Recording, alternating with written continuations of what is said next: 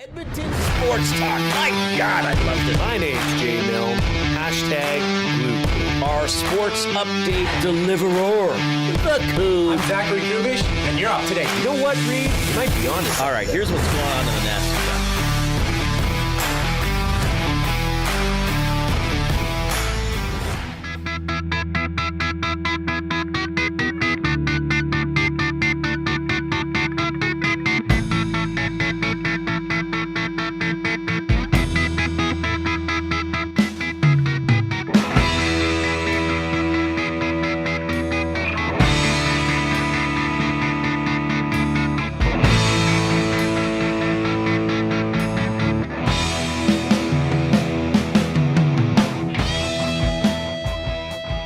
All right, thanks a lot for joining us this afternoon. Reid Wilkins with you. Edmonton Sports Talk, your clear choice for Edmonton sports. Jason Milne is off this week. The Coob is here. Zachary Kubish. We'll have a great show for you this afternoon. We're going to give away some Elks tickets to the game on Sunday against the Ottawa Red Blacks. The 5 o'clock game. So we'll give away 4 tickets to that. A little bit later on, we'll have some trivia to give those away. We're going to have Jamie Thomas on the show from the Ground Control Podcast, the official podcast of the Winnipeg Jets. Of course, the Jets losing Nick Ehlers today. He goes to the Carolina Hurricanes. Joaquin Gage is going to pop in. We'll tell you what's going on with the Brick Tournament, the Brick Invitational at West Edmonton Mall. Team Brick Alberta, I can tell you, is doing very, very well. And our Pasta Pantry Athlete of the Week playing in that tournament for Team Brick Alberta. So he's an excellent young player who's going to check in with us as well. Oh, and got to check. Is it Onrait? How do you say the last name, Coop? Outlet, I guess, called TSN. Apparently, is there an Alberta connection there, Hernan? I don't know why we'd have him on. He might be from somewhere in Alberta. All right, we'll find out. Maybe we'll ask him where he's from when we get him on the show a little bit later on. So I'm gonna reference something here. And I'm not sure if everybody will have read this or even know of the person who penned this line. Does anybody, just show of hands out there, everybody listening, has everybody heard of a writer by the name of William Shakespeare? He hasn't done anything lately. Coop put his hand up. Excellent work, Coop. What did you study in high school? Did you have to do? Do they still do Shakespeare in high school? Yeah, they did. They did Macbeth. For me, I think we did Julius Caesar and Hamlet in different grades. I don't know if we did Macbeth or not. The Scottish play, as they call it. Scottish play. Yeah, we did Macbeth and Romeo and Juliet. Well, maybe we did Romeo and Juliet. Yeah, That's also we've been quoting Simpsons lines. Remember when Milhouse was in love and then he got dumped or something happened, and he goes, "We started off like Romeo and Juliet, but then it ended in tragedy." So anyway, so this William Shakespeare guy, he wrote a lot of stuff, and he wrote a play called Richard III, and he has a line, "Now is the winter of our discontent." Well, I'm going to steal that and modify it a little bit, and I'm going to say, "Now is the summer of our discontent." You know what? To heck with it. I'm going to expand it. I'm going to alter the line another way. "Now are the summers of our discontent." Well, what local sports team could I possibly be talking about giving us summers of discontent? Well, it is the aforementioned Edmonton Elks, who are going for a rare victory in the months of June and July when they play Ottawa on Sunday. If you've heard me talking about the Edmonton Elks, I probably have sounded a little bit pessimistic. Some might say realistic. Others might say a little bit pessimistic, even to the point that some of my colleagues are like, "Reid, you're acting like you're writing them off before they've even played games," which is not my intention at all. My intention is to look at the historical results and then look at the recent results and say to myself, well, I think we might be in another summer of discontent. So I have some alarming stats for you, and as we go, it's been a tough go for the Elks here for a while. Well, let's flash back first of all. So I'm specifically going to talk about the months of June and July. And this season, the Elks are already 0-3 with all the losses coming in the month of June. Let's go back to 2022. The Elks started the season June 11th in Vancouver against the BC Lions. So this was Chris Jones' first game back with the team. BC had a young guy by the name of Nathan Rourke at quarterback. It wasn't that close. It was 59-15 for the BC Lions. The Elks came back home, played the Saskatchewan Roughriders, lost 26-16. June 25th, they went to Calgary, lost 30-23. They did win on Canada Day, 2022. July 1st in Hamilton, 29-25. Had a fumble recovery to win it. Trey Ford started that game. They got the win. So, hey, here we go. Here we go. Things are fine now, right? Next game back home against the Calgary Stampeders, 49-6 for the Stamps. 49-6 for the Stamps. July 14th, a win in Montreal, 32-31. Now, I want you to, if you're sitting at your desk, or if you're able to make a note of that, or maybe you're in the passenger seat of the car, or you're listening on the LRT with your headphones in, or maybe you're the Coob.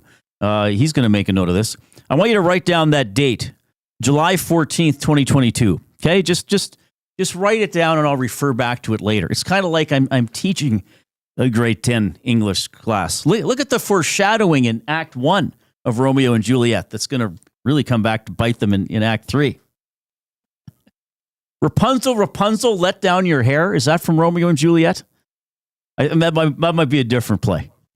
Yeah, it gets a bit hairy when you're reading those. I don't really remember. July 22nd, the Elks had a home game against Winnipeg, lost 24-10. So that's June and July in 2022. They went 2-5. 2023, hosted Saskatchewan, lost 17-13 to start the season. That was the 3 cracks from the 1 yard line with was that about 6 minutes left in the third, Hernan? Was it the 3 cracks from the 1? That was with, I think, 5 or 6 minutes left. It wasn't the last sequence in the game. No. People often say, oh, they lost on that. They did, but, right. But they would have been ahead. And so I don't think Saskatchewan was moving the ball a lot in that game either. Here's a day that lives in infamy, if we want to quote famous lines. June 17th, 2023, Elks lost 22-0 against British Columbia. A rare shutout. Or perhaps, here's more foreshadowing, not so rare shutout for that team. 43-31 loss in Toronto, June 25th. June 30th, went to Ottawa, lost 26-7. July 6th, in Saskatchewan. Do you remember the CJ Sims Rouge on a kickoff game? Lost 12-11 at the Saskatchewan Roughriders. Returned home, lost 37-29 to Hamilton. July 20th, lost 28-14 in Winnipeg. July 29th, 2023, hosting the BC Lions, lost 27-0. The one and only time I've ever seen my dear mother boo the home team. The one and only time I have ever... Now, my mother, if you listen to the show, you know she's not a sedate fan. She would probably physically confront Matthew Tkachuk if she ever saw him in public.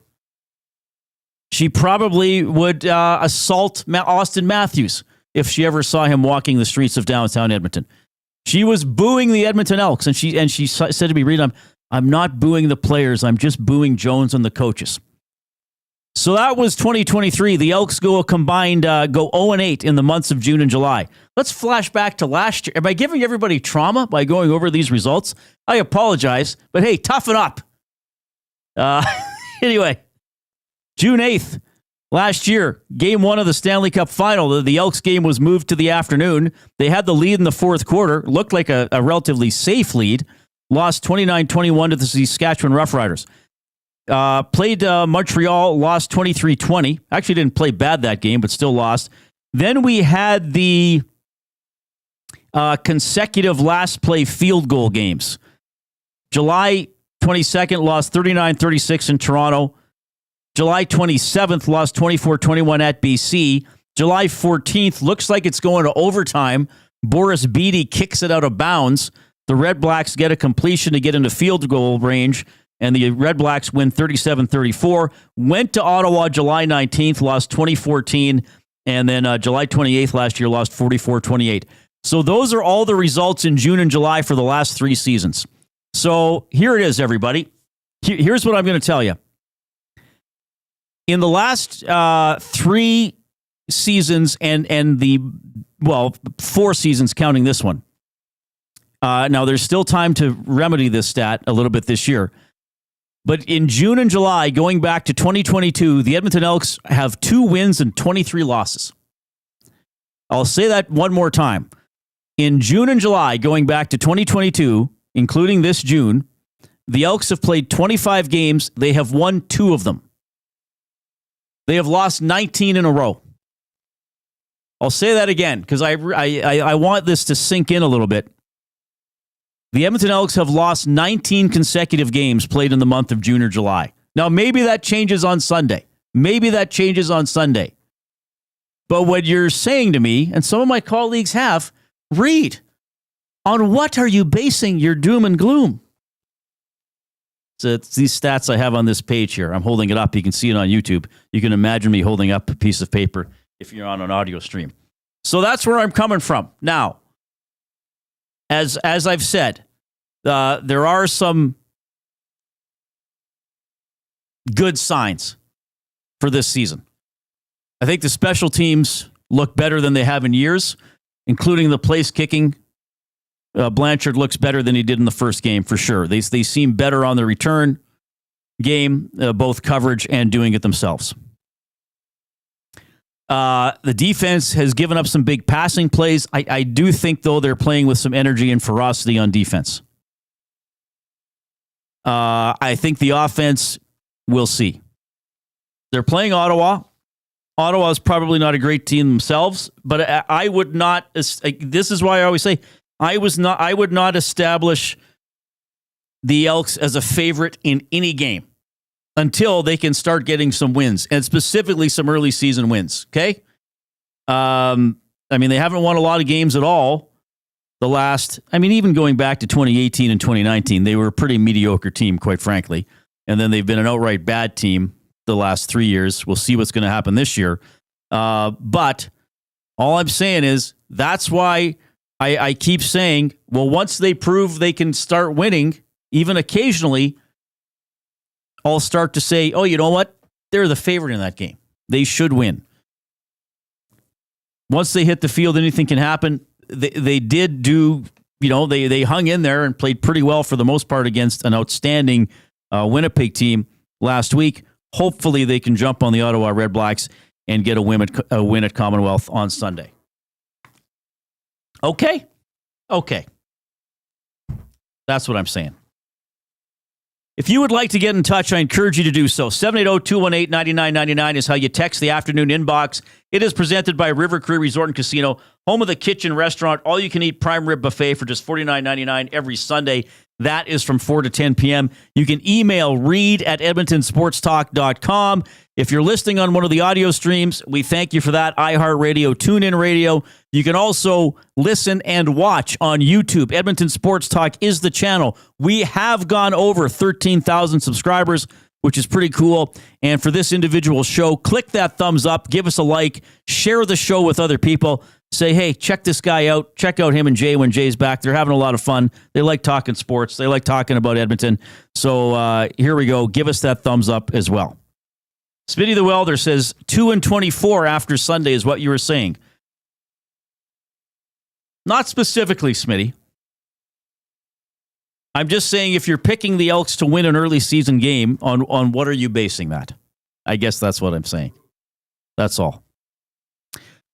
All right. Other comments coming to the nasty chat. Abuski says, until the Double E really turn things around, they are open to any and all criticism of their play. Still reading an itemized list of their painful losses seems just a little excessive. Well, sorry, baby. I mean, it's not as if I went through the individual plays in each one. Norman at Combine says, it's all good, Reid. The decade of darkness has prepared us for this moment. Penner's Pants Case says, that's why we all love you, Reid. Straight shooter that speaks the truth and facts. Well, that's very nice. I don't think everybody loves me, Penner's Pancakes. I can pretty much guarantee that. Matthew Kachuk in the nasty chat says, I don't think your mom could take both Austin and I. Probably not at the same time. Separately with a break in between, I think that she could. So yes, July 4th, 2022, July 14th, 2022, is the last time the Elks won a game in the month of June or July. Okay? So that's that number. That's why it's a little scary. I don't know if you saw some other news today. We're going to go into the off-topic topic here, as we like to do on this show, and have some fun with it, though we're starting with something that isn't very fun. It's kind of sad. Actor Michael Madsen passed away. Michael Madsen is the focal point of what I believe is one of, I would say it's one of the top 5 most memorable scenes in movie history. I guess you can debate that depending on what you like. And I suppose we're in an era here where probably some people in the audience haven't seen this movie, maybe lack of interest, or if you're younger, it came out in October of 1992 in North America. It's called Reservoir Dogs. And Michael Madsen, playing Mr. Blonde in that movie, cuts the ear off Officer Marvin Nash, played by Kirk Baltz. There's some trivia for you. You're probably having an image of that scene in your head. The ear being sliced off with the razor blade is not actually shown on camera, but you know what he's doing and you hear it, and then he appears on camera with the ear. But I would say that is one of the most famous scenes in movie history. I still think Reservoir Dogs is Tarantino's best movie, quite frankly. So this might be an off-topic topic that will have a bit of a specific appeal, but I think the people who want to dive into it are going to be very, very passionate about it. The off-topic topic is presented by William Huff. Since 1952, William Huff has provided industry-leading advertising solutions for thousands of valued clients. Their unparalleled customer service, combined with decades of industry expertise and a desire to make every job the very best it can be, is what they call the William Huff Advantage. Visit their website at williamhuff.com or give them a shout, 780-454-4536. So let's keep it to Tarantino movies.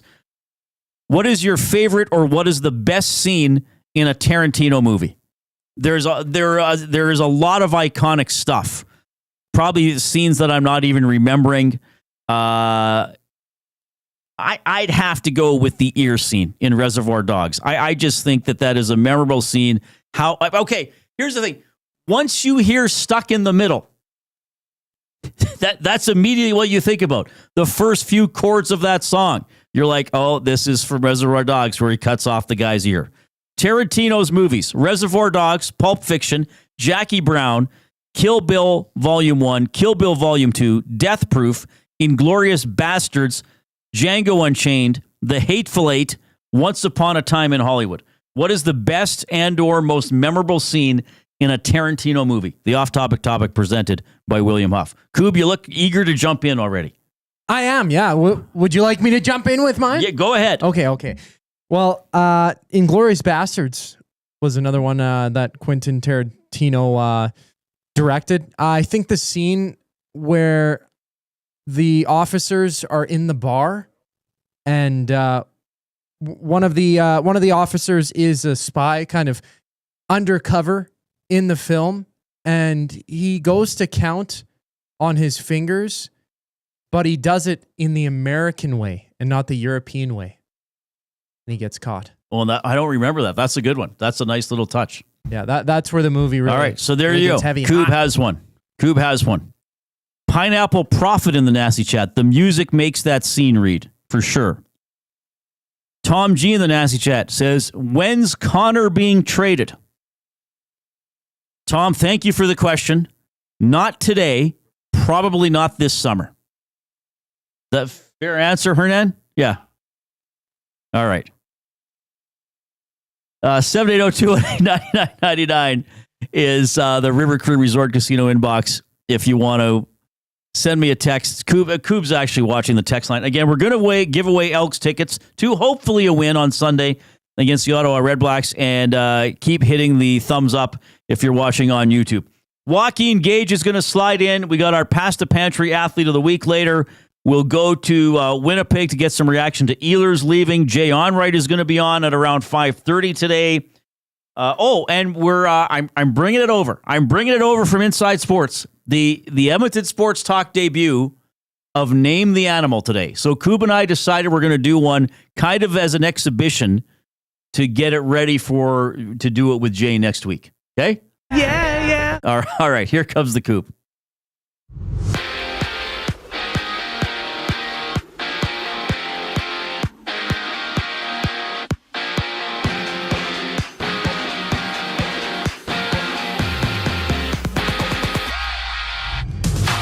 29-year-old Nikolai Ehlers is off to Carolina for 6 years. Ehlers having 24 goals and 53 points in 69 games for the Jets last season. With his new contract, he'll earn a total of $51 million. Out west, Nick Leddy and Dmitry Orlov are now Sharks. Orlov signing for 2 years at $6.5 million per season. Leddy under contract for next year at $4 million after being claimed from St. Louis off of waivers. In the CFL, Calgary hosts Winnipeg to start week 4. Kickoff goes at 7, while out east, Montreal's Davis Alexander is out for the second straight week. He continues to recover from a hamstring injury. And the Owls play the Lions on Sunday. Nathan Rourke making his return for BC after missing the last 2 weeks. In Toronto, the Jays play the Yankees, winning 3 straight against New York, entering their series closer. Chris Bassett gets the ball for Toronto. First pitch at 5:07, and one game is live right now. Houston and Colorado tied at 5 apiece in the bottom of the 5th inning. Meanwhile,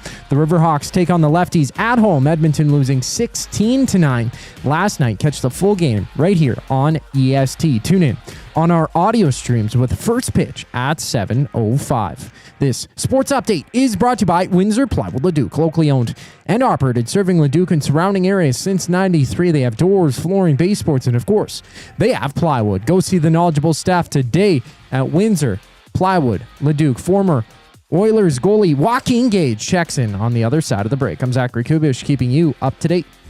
2 guys and a goalie. You heard GM Dan Bowman say this year that there's been a particular focus to go in-house with some of the positions that are available this year. He's hoping Matt Savoy can do some. Noah Phil, I believe there's the ball's in his court to earn a spot onto this roster. To have him there. Yeah, there's definitely opportunities for growth from within inside the organization. 2 guys and a goalie, presented by GS Construction. Tuesday and Thursday afternoons at noon, only on Edmonton Sports Talk, your clear choice for Edmonton sports.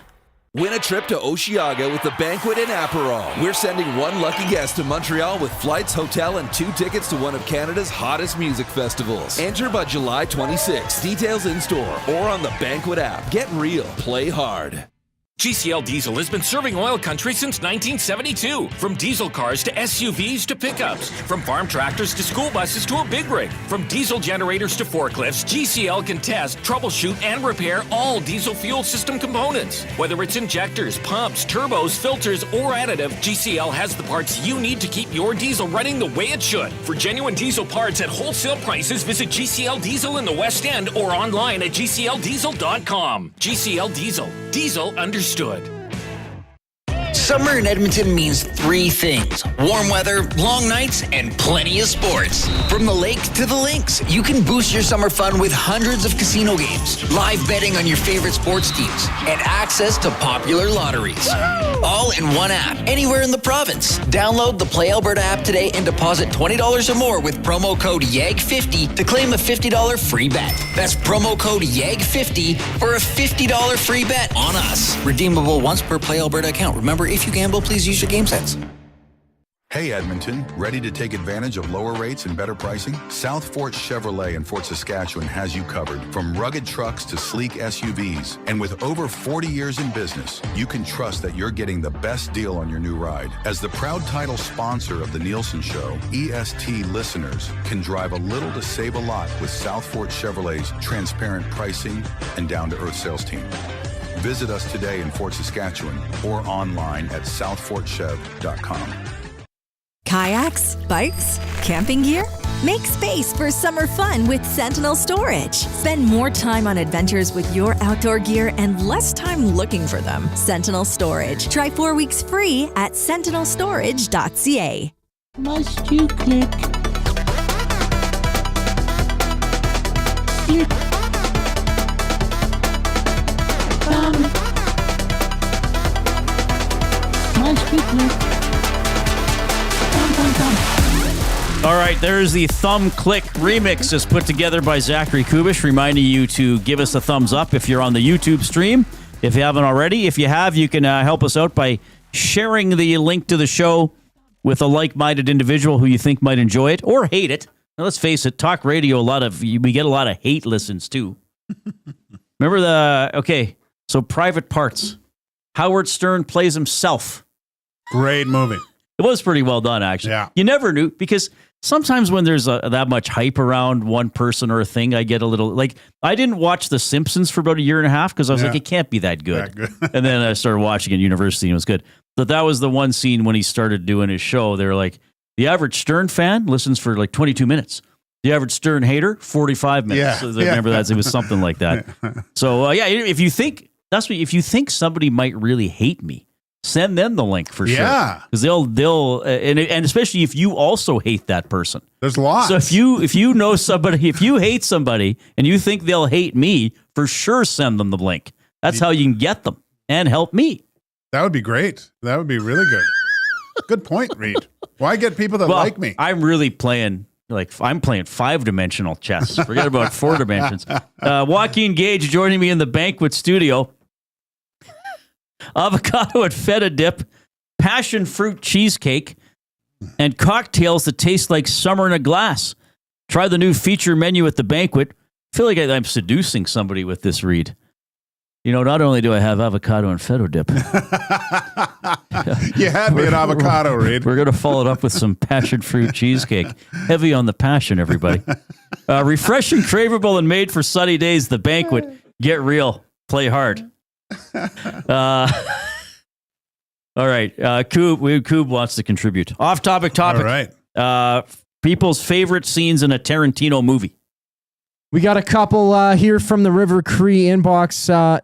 Nolan and St. Albert chiming in. Django Unchained is just full of classic Tarantino scenes. While Bones says, when Samuel L. Jackson walks the naked guy into the snow on Hateful Eight.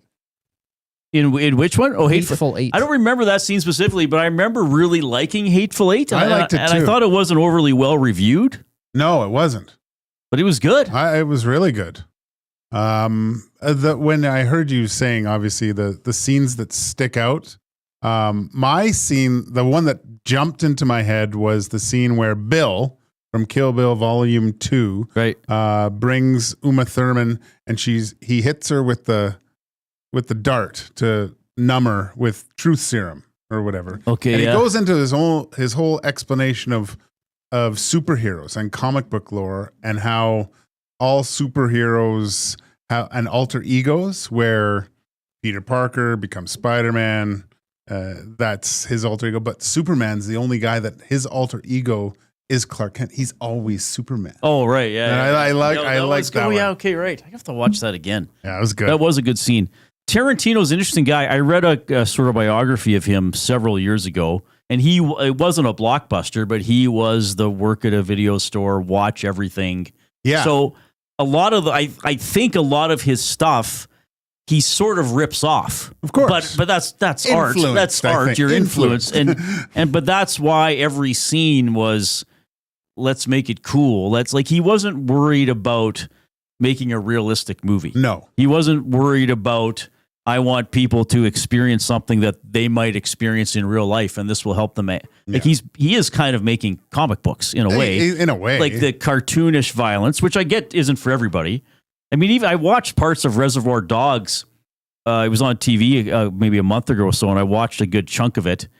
And I don't remember Reservoir Dogs as being as over the top as some of his other movies. But then when you watch it, it's still pretty over. Like Tim Roth's just he's bleeding everywhere, and when they when they shoot, like the bodies are spasming all over. And then, like I said, the ear scene, which oddly enough could have been an over the top violent image, he doesn't show on camera. No, and it's dark because then you have Madsen talking into it, saying, "Can you hear me? Can you hear me?" Yeah, he's holding it up. But I mean, I guess the first one, I love the story of how he got his break too, right? He was cleaning floors like custodian services on a film lot and was throwing his scripts under doors. So they say. And the first one that really hit big was True Romance. Like he wrote it. That's right. It got all, I think he doesn't like it because it got kind of chewed apart, but he didn't have whatever the creative last cut or last whatever it's called. Yeah. But I loved that movie. I thought it was fantastic. And I think, I'm just looking on his Wikipedia page. I don't know if it was here, but I think there was a story that he did some script doctoring on Crimson Tide. Remember that one? Yeah. The sub movie, I think, with Hackman and Washington. Didn't he also do it for Dusk Till Dawn too? And he was in that too. Yeah, he was in it, and he did some touch-ups on the screen. Right. And the interesting thing about him is, because a lot of times, I did a very limited studying of, writing and writing plays like in the 90s and stuff. And it's like, try to write realistic dialogue. Yeah. But I don't think Tarantino ever approached it that way. It's like write cool, snappy, memorable dialogue, where people play off each other. So anyway, Michael Madsen did pass away. He was in a few, right? He was in Reservoir Dogs, Kill Bills. Was he in Jackie Brown or Pulp Fiction as well? What? He might have been. I want to say he was in Hateful Eight too. Oh yeah, and he was in Hateful Eight. Yeah. So anyway, he passed away today, and he's in the famous or infamous ear cutting scene in Reservoir Dogs, however you want to call it that. Hey, thanks for sticking around. You've been on like 3 straight shows, but I appreciate you helping me out. It's all right. I'm just bringing all my friends and colleagues on since Jay's away. Summer. I mean, Dusty's just gallivanting around the streets of Calgary with his kids. Oh, did they all go down for this one? Yeah. Well, that's cool that he. Well, you know how he does his CFL walk to. Oh, I haven't seen He had them both participate today, which is awesome. Which is cool. Yeah. Well, Dusty's outstanding, but yeah, I don't know if I could do his pace. No, it's an unreal pace. Yeah. It's crazy. He's got to have batteries, or he's a cyborg of some sort, because it's his fuel that he uses for this pace too. Like is amazing. But let's fingers crossed that he doesn't run himself into the ground like he did last. Yeah, because when I started here, I hardly saw him. And I was like, I thought he did the morning show on top of being the owner. He's like never here, but obviously I'm making light of it. But he was. So Dusty, get your rest too. All right. Maybe I'll have him on the show tomorrow. Oh, there we go. So when you are pro hockey players, because here's what I know: they practice 11 noon. The games are at 6, 7, 8, whatever.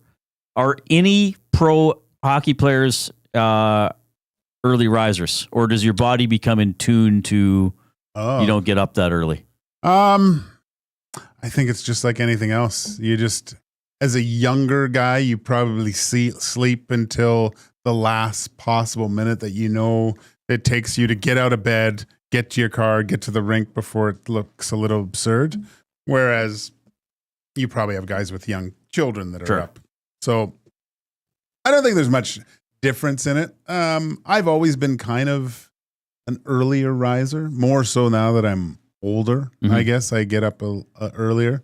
I feel guilty sometimes laying in bed. You get a sleep in, and then I wake up panicked, and I go, oh my God, it's 9, and I have to get up and get something done if it's even on the weekend. But no, I don't. I think it's the same in every walk of life. So when you played a game and your typical 970 performance, first or second star, right? Could you actually go home and go to bed? No. Or you needed to stay up? No, it was awful. Really? Yeah. Especially like on the road, because you'd either, you'd get all undone, whatever, bus, go to the airport, get on the plane, it's loud, you're still buzzing. And then as soon as you're kind of getting in that mode where you probably could go to sleep, you land, then you got to get home, and then you're all wired up again, right? So, and or even worse from in the minors, like you get on a bus afterwards, you're usually stopping, grabbing some crappy food, some little hole in the wall, and you get 20 guys that have basically, let's just say the smells on those iron lungs are pretty bad after 20 Panzerottis are eaten on there, right? Like, so it's a unique experience. I wouldn't trade it for anything else in the world, but it's very hard to sleep. And I think, I'm not mentioning any names here, but I heard there was an issue with sleeping aids with a lot of players, right? Like a lot of guys would take some pretty high potent sleeping aids just so they could go to sleep right away, because maybe they were in back-to-backs on a plane. They just wanted to make sure that they got their rest. But obviously, it becomes a crutch, and you kind of need that to fall asleep. Well, I mean, look at the home and away records in almost any league. Yeah. In any sport, teams play better at home. And like sometimes I look at and look, I know now it's different. They travel on charters.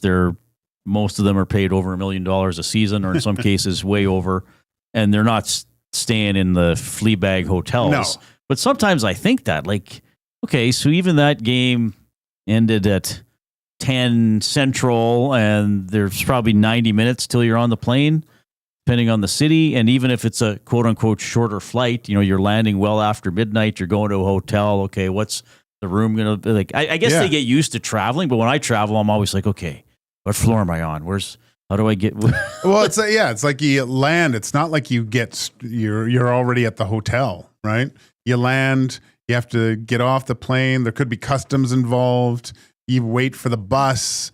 You get to the hotel. There's not just 20 room keys sitting there. Usually you're divvied those out. You're trying to remember. The one thing that was tough on road trips I found, especially with Edmonton, because usually when we went out, we went on longer trips. Right. And by the end of a 2-week road trip, you go to the hotel and you go, what room am I in? 245. Like there's so many room numbers that I don't even know anymore. You're basically, it could be your third room number in 3 days. Yeah. Like, So I know you should be able to, but you just forget because you've just had, I think I'm 357. The amount of times I went and put it in another door and going, oh yeah, this isn't my room. Now, did you guys have roommates when you traveled, when you played? I did. Yeah. Some guys, my last tour with Edmonton's, there was some people that requested their own room, some that no one else wanted to room with them. So I believe like Tommy Salo requested his own room. No one wanted to room with George. So really? Yeah. Well, George, this is, do you remember Mike Sell? Did I tell you the story? I don't know. I don't know if I know. So this is when cell phones were just coming out, right? No screens, like no iPhones. Right, the flips or whatever. Yeah. And remember Mike Cell Solutions? Do you remember their big thing was it looked like a phone from Star Trek, like it flipped up. Okay. And a speaker phone or whatever. And I think George had worked out a deal with them that he would come and sign autographs a few times a month. They'd give him a free phone. Little did they know, we calculated George had that phone on probably 22 hours a day with his friends from back home. Like he would lay in his room and his cell phone would just be on speakerphone and I think he had all his buddies. So he was racking up these ridiculous. We're to the point where he's bankrupting the company where they had to, because this phone was essentially unlocked or something like that. They couldn't, so they had to call him, bring him in and say, we need that phone back because you're going to ruin us. Jeez. That's amazing. Yeah, I think now, maybe the guys on ELCs might still have to room together. I don't know if you're guaranteed to get your own room, but certainly. Yeah, I mean, Dan Cleary was my roommate. My last time out, we were great friends, so it was absolutely hilarious half the time. My first roommate ever was Freddie Olesen. Oh, nice. So it was, I walk into the room and there's Frederick Olesen, and I was like, geez, this is very intimidating, right? I think I just sat on the bed and looked at the floor for a while. And then obviously the next year, Bill Ranford was my roommate. Interesting cat. He was very meticulous. After pregame, skate straight home, eat. And I was always out later. Okay. So by the time I had gotten back to the hotel, had a bite to eat, I was basically commando styling it into that room, hands and knees, walking like a ninja. So because he had everything pulled tight, and I had usually just been bagged from practice, right? All the extras just working on their one-timers from the hash marks. And I would still be in my suit usually on top of, and just passed out. But 4 o'clock, boom, Billy's up, edge of the bed, and Oprah's on. All the light and the blinds come in, and I'm like a vampire at this point. Going, Billy, can we just keep the blinds closer or whatever? But no, he was great. What do you think of this dress code change in the CBA that they can't tell the players? Were you guys told what to wear in certain occasions? It was assumed that we'd wear suit and tie. Okay, right? Even on planes, wearing a tie. Like when I remember I first saw guys get off the plane without a tie on, or just a mock tee or whatever. I was like shocked at seeing this. It was always suit and tie. I think there's something to it. I don't think you should be wearing. You're going to work. It's a professional job where salaries are quite high. I'm fine with business casual too if you don't want to wear a tie, but I think there's a certain look to that. You should look professional going to. I'm older now, and I always when I remember seeing those guys go to the rink back in the day, that's how they looked. Yeah. Right? They looked sharp. That was just what you did. And if it's not the case, just have everyone in the same thing. Like I don't mind uniforms if it's a tracksuit or whatever. I think that's a professional look. Football teams or soccer teams do that too, right? So yeah, I like it to the point that it should be business casual. I just don't want to see Daisy Dukes and tank tops. I think that's a little too far. Some people were saying, well, like little kids shouldn't have to wear a suit. But like if they want to and they think it makes them look like I think it looks Connor great. or whoever. You go to the Brick, they're all wearing they're all wearing shirts and ties, right? I'll ask, we got Nash Brand from Team Brick as our Pass the Pantry, if I remember. I'll maybe ask him what they wear to games. Like I mentioned this the other day because I've interviewed Don Horwood, a few times. But like when he took over the Bears basketball team, they weren't very good. Yeah. And that was one thing he put in. Like we're gonna wear a blazer, and I think he might have got the Gooba put on on the crest put on. And he's like, we're a team. We're gonna look a certain way, and you just not necessarily gonna make you win. But I think a coach thinks, okay, if this makes us 1% more unified or 1% more proud, and then we do all these other little things. Maybe you start beating the teams you never beat. I think there's something to it looking at it from an opponent's side too. If you see a bunch of ragtag guys coming in, you think, oh, look at these bums, right. But when you see a team come in and they look professional, there's like, ooh, who are these guys? They're taking this really seriously. Yeah. So there's a little bit of a mind game too. I wish I had some of my interviews with Horwood. Because like he turned the Bears into a great program. I had their new coach Jeff Pippis on the show yesterday, and when Horwood started coaching the Bears, like there were only 4 or 5 teams in Canada West, and Victoria was really good. And he goes, we played Victoria 8 times a year, and went 0-8. Yeah. So like it was later in my career, I'd get asked about winning nationals, but he's like, when I started, I was just like, we got to win one game against Victoria. Like that was. Oh God. Well, I mean, I remember the Bears too, the hockey team. They were just dominant. It wasn't and growing up in Vancouver, a lot of my friends went to the UBC, right? And so I'd skate with them in the summer. And I go, so the U of A is always, they clean our clocks. Like if we keep it to, 4-5 against by the end of it, that's considered a win against those guys. Yeah. And they were just, and it looked it. I remember because I went into the UBC dressing room, and it looked like what it looks like at men's league after the game. Like it was just in shambles. Right. Everything was all over the place. And then I remember my first Oilers rookies against the Golden Bears. And I had gone over and I looked at, I don't know who I knew on the other team or something like that, and saw their setup. And I was just like, this isn't, like I was expecting it to look like UBC's kind of, and nothing like UBC's dressing. Like everything was put away and nice and very professional. Yeah. Well, that's the thing we talk about too with that's a culture thing, right? Yeah. That maybe, and like, I know that might sound silly, but like, hey, if you get tape, you put it back. Yeah. You don't leave it in your stall and then the next guy doesn't know where it is. Yeah. But it's one of those things just to build. I know. Yeah. Responsibility, respect, and then you hope that translates into the ice or the field or the court. Okay, I kept you longer than I meant to. Thanks for working OT with me today. Whatever. This was a blast. We didn't know what we were going to talk about. That now we know, everybody. That was it. Now we know. That was it. Okay, when we get back, Jay's play of the day and Name the Animal is going to make its Edmonton Sports Talk debut. Jamie Thomas at the top of the hour. Nash Brand from Team Brick Alberta around 4:40. Young Jay Onrait from TSN at around 5:30. Here comes the Coop.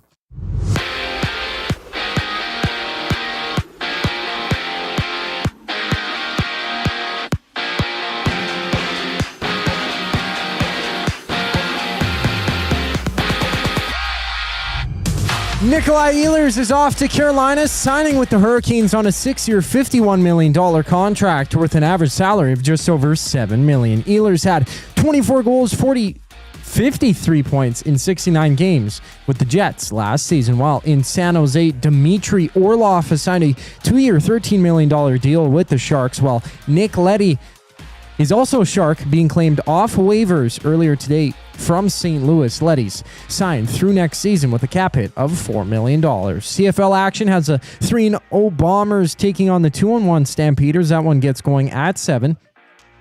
And for the Lions, Nathan Rourke is back this week. On Sunday, he missed the last 2 games in a row. They play the Alouettes with Davis Alexander from Montreal out, missing the second straight game with a hamstring injury. Meanwhile, the Jays and Yankees have their series closer. Chris Bassett takes them out for Toronto. First pitch at 5:07. 1 game's live right now in the 8th inning. Rockies up 7-5 over the Astros. And for the Riverhawks, they wrap up their series against the Lefties. Listen to the full game on any of the EST's audio streams with coverage starting just after 7 o'clock. This sports update is brought to you by Advantage Sports Medicine. Connor McDavid's got a team of specialists, and you're stuck with a bag of frozen peas. Get the same locker room approach that's trusted by the best in the game. Call them at 780-460-9977 or visit their website at advantagesportmed.ca to book an appointment today. The Reid Wilkins Show returns after a brief intermission. I'm Zachary Kubish, and you're up to date. The Oil Stream. Is Mangiapane legit Arvidsson just $400,000 less? Like, that's a wash, really. And all the other signings are not needle movers. What do you think about that comment from Hersey? The end part where this is going, I am on board and understand that feeling. And I think we've seen a lot of it the last couple days. I get it. I understand where people are coming from with that. The Oil Stream, presented by Boston Pizza. Monday, Wednesday, and Friday afternoons at noon. Only on Edmonton Sports Talk. Your clear choice for Edmonton sports. Gallo LLP is an Alberta-based accounting firm with expert chartered professional accountants in both our Edmonton and Sherwood Park accounting firms. Our experienced and innovative accountants provide financial advice that saves our clients money. Simply put, we help our clients protect their assets and grow their businesses. At Gallo LLP, they go beyond the numbers to ensure the continued success of your business. Reach out to Preet or John to discuss how they can help your business grow. Visit gallollp.ca today and see how they can help you take your business to the next level. Do you have pets? Horses? Chickens? Did the place you used to get your feed recently close down? Have no fear. Clover Bar Feeds is here. Whether it's dogs, cats, horses, or chickens, Clover Bar Feeds has you covered. Offering a large variety of food and feed, you can trust the experts at Clover Bar Feeds. They've been family owned and operated for over 60 years. This means you can expect nothing less than top-notch service and selection. Come visit them at 200 Portage Close in Sherwood Park or visit them online at cloverbarfeeds.com. Everyone knows when you need a truck now, you call Dawn. That's right. You call us, Frontier Cartage, when you need driver coverage or have a truck that's down. You call Dawn from Frontier Cartage. When you've got way more freight to move than you thought. You call Dawn from Frontier Cartage. When you need a truck that's available and ready to start anytime you need. You call Dawn at Frontier Cartage, 587-222-5826. 587-222-5826. Looking for quality building materials and friendly advice? Visit us at Windsor Plywood Leduc, family owned and locally run since 1993. From interior materials for doors, flooring, baseboards, and all the finishing touches to all you need for your outdoor projects like cedar lumber for decks and fences, plus all the plywood you'd need. Our full-time on-staff carpenter can help with anything odd-sized or custom, and from domestic hardwoods to exotic selections, we've got you covered. And if we don't have it, we'll track it down for you. Windsor Plywood Leduc. We're the experts you need to know.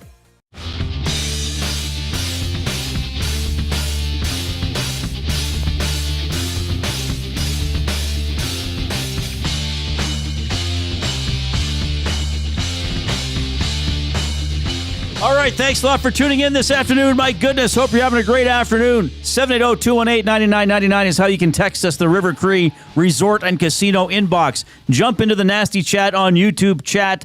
Well, with me to some extent, but more with each other. Give us a thumbs up if you're on YouTube as well. Remember to subscribe to the station and make us a preference or a favorite, whatever you do, on iHeartRadio, TuneIn Radio. Sign up for the podcast for all our shows. We love working here at EST. We're continue to grow. We're moving to a new office by the end of the month. Incredible stuff going on here. We will have our Elks coverage on Sunday, 4 o'clock, the Green and Gold kickoff show with Jason Milne and Matthew Awanek. 5 o'clock game, Elks Red Blacks. Should have a member of the Elks on the show tomorrow, by the way, and then they'll be on after the game as well for the Green and Gold post-game show. It is a football-related Jays play of the day for Play Alberta. Why limit your choices when you could have it all? Play Alberta is your go-to app for casino games, sports betting, and lottery, all in one place. With easy access to real money games, you can enjoy everything Alberta has to offer right at your fingertips. Download Play Alberta now and start playing today. Oh, I know Jay's not here, but I got to do the jingle. It's Jay, it's Play, he's Jay, it's today. It's Jay's Play of the Day. It's Jay's Play of the Day. Jay's Play of the Day. All right, so tonight in the CFL, we got Winnipeg at Calgary. So Jay's Play of the Day, pretty straightforward. I give the odds the way I know how to do it. It's almost 2-1, 1.93 to 1.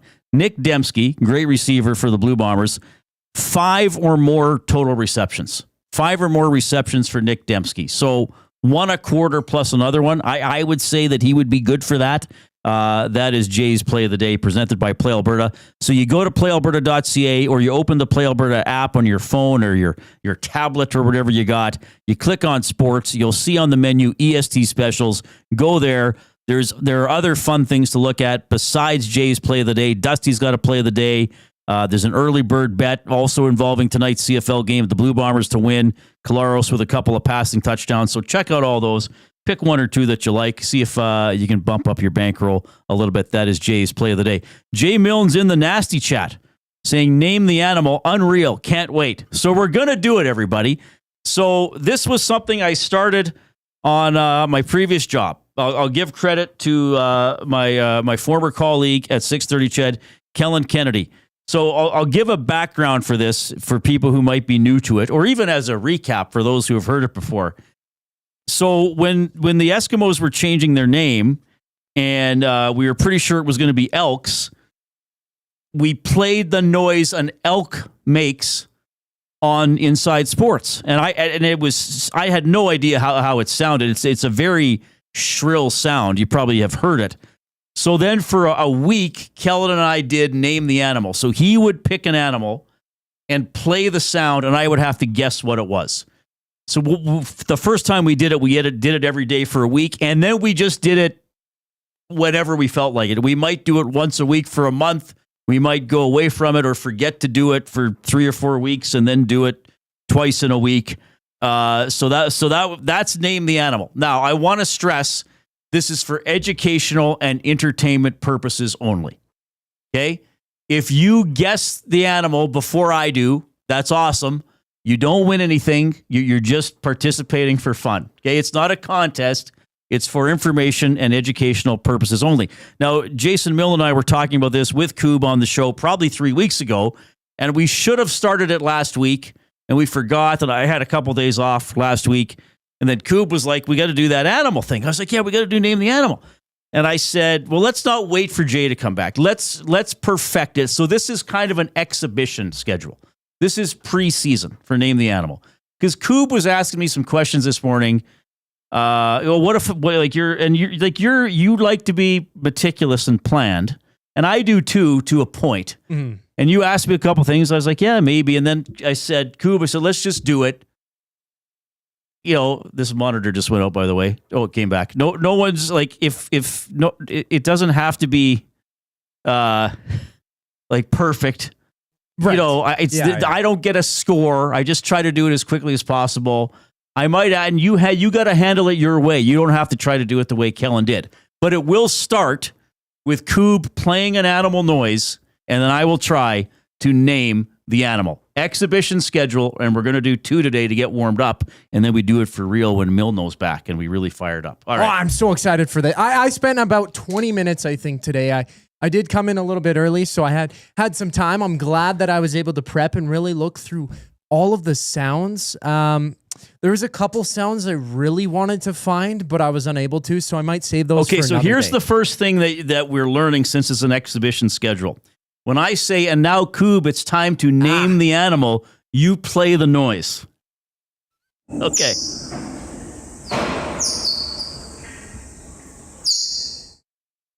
Okay, so here's one thing I learned from doing it for several years on Inside Sports. A lot of things sound like birds that aren't birds. Yeah. So I would often guess a bird, and it would be wrong. Can you play that one more time?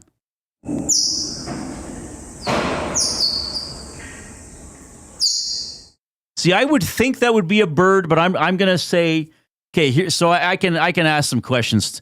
I'm going to say that's not a bird. It is not a bird. It is not a bird. So my instincts from haven't done this in well over a year. My instincts there are still good. So that is not a bird. Is it? I'm going to say that's a mammal. Yes. Okay, so that's a mammal. Is it? Is that whatever it is that like a child? Is that like an infant member of the species? It is not a fully grown. It's not a fully mammal. grown thing. Whatever it is. Okay. So it is a mammal, so it has fur, it gives birth like through a womb and all that No kind eggs. of stuff. No eggs, yeah. Through a womb. People are like, I'm not sure Reid knows exactly, like he's on the right track, but he's not. Yeah. All right, so it's a mammal, it's a baby mammal. Okay, is that noise from in the wild or from captivity? Or does it matter? From this specific soundbite that I took it from, they were tame. They were in captivity. They were in captivity, Yes. so, all right. So is it a pet? Is it someone's pet? That. And if you don't know, that's fine. You would very unlikely have this animal as a pet. Okay, Probably frowned it's a upon. mammal, or do they live in Alberta? No. Okay, is it a feline? Like a cat Yes. species? It is.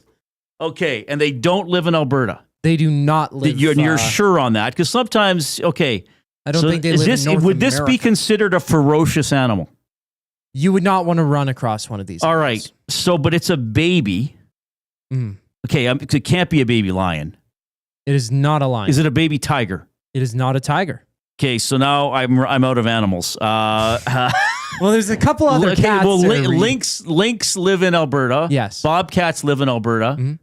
Mhm. Is it found in North America? Do you know?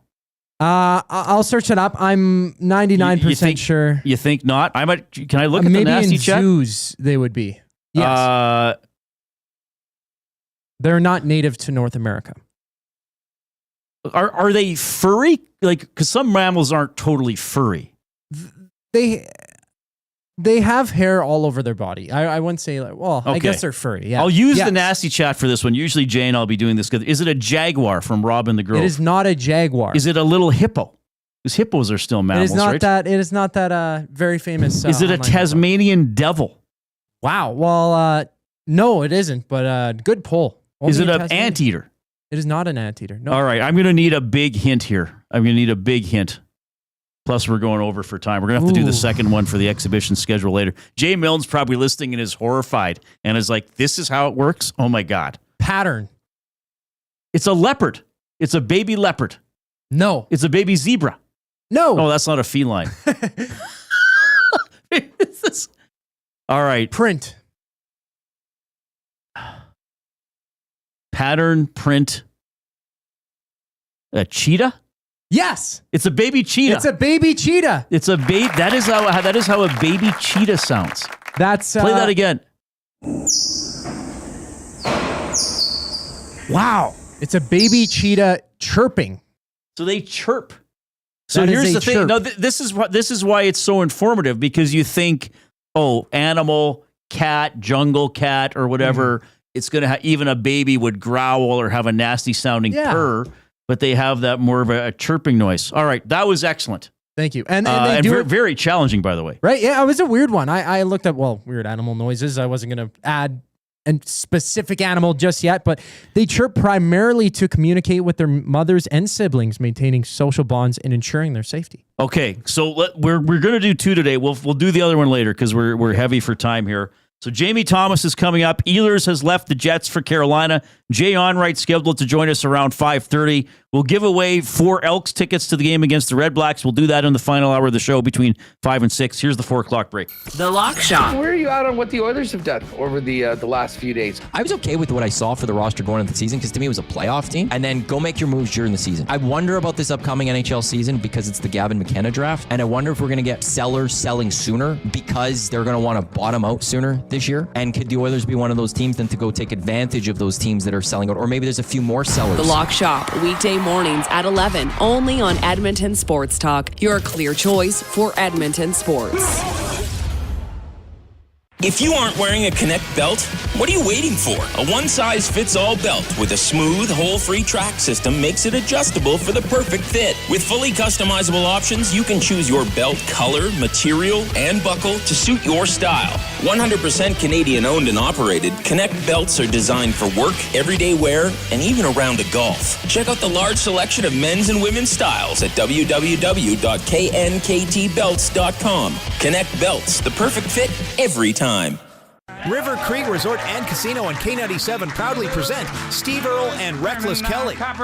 Featuring small band and acoustic performances, Steve Earle and Reckless Kelly in the venue July 25th. Tickets at rivercreekresort.com. River Creek Resort and Casino. Excitement. Bet on it. The Canadian Brewhouse is turning up the flavor this summer with our new summer feature menu. Try our jerk chicken skewers, Cajun shrimp tostadas, and street corn salsa. Bold bites made for patio season. Get them while it's hot. The Canadian Brewhouse. Our house is your house. You've heard the name, but what does it mean? For over 66 years, William Huff Advertising has supplied signage from screen printing to digital to LED with design, production, and install in-house. It's a one-stop shop for all your signage needs. Edmonton owned and operated, William Huff has been trusted by the biggest companies and teams in the City of Champions and many others across the country to do the job. If you're looking for a way to get the word out about your company or event, they are the answer. Go to www.williamhuff.com. Their results speak for themselves.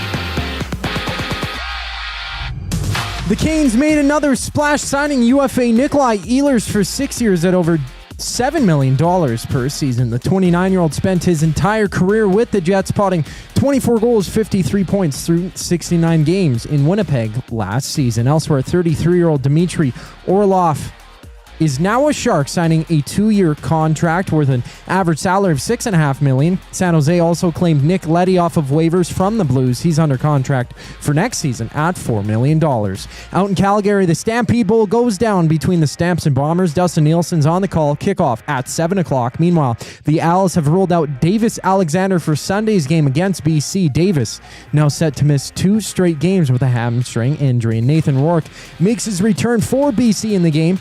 He's missed the last 2 games. For the Jays, they battle the Yankees looking for this series sweep. Toronto names Chris Bassett the starter. Also on tap, the Tigers play the Nationals. Mets face the Brewers, and the Angels take on the Braves. The Yankees-Jays game goes just after 5. While back in Edmonton, the Riverhawks close their series against the Lefties. ESC's got you covered with the full game on any of our audio streams. Tune in just after 7. I'm Zachary Kubish. That was your sports update. The second hour of the Reid Wilkins Show starts right now.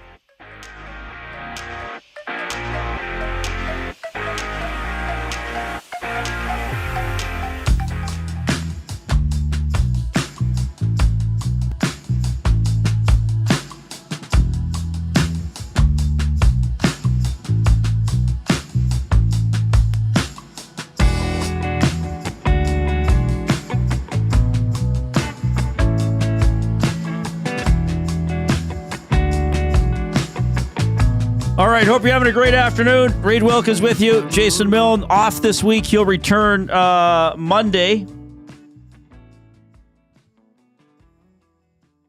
I'll be off Monday. Then we got our golf tournament coming up on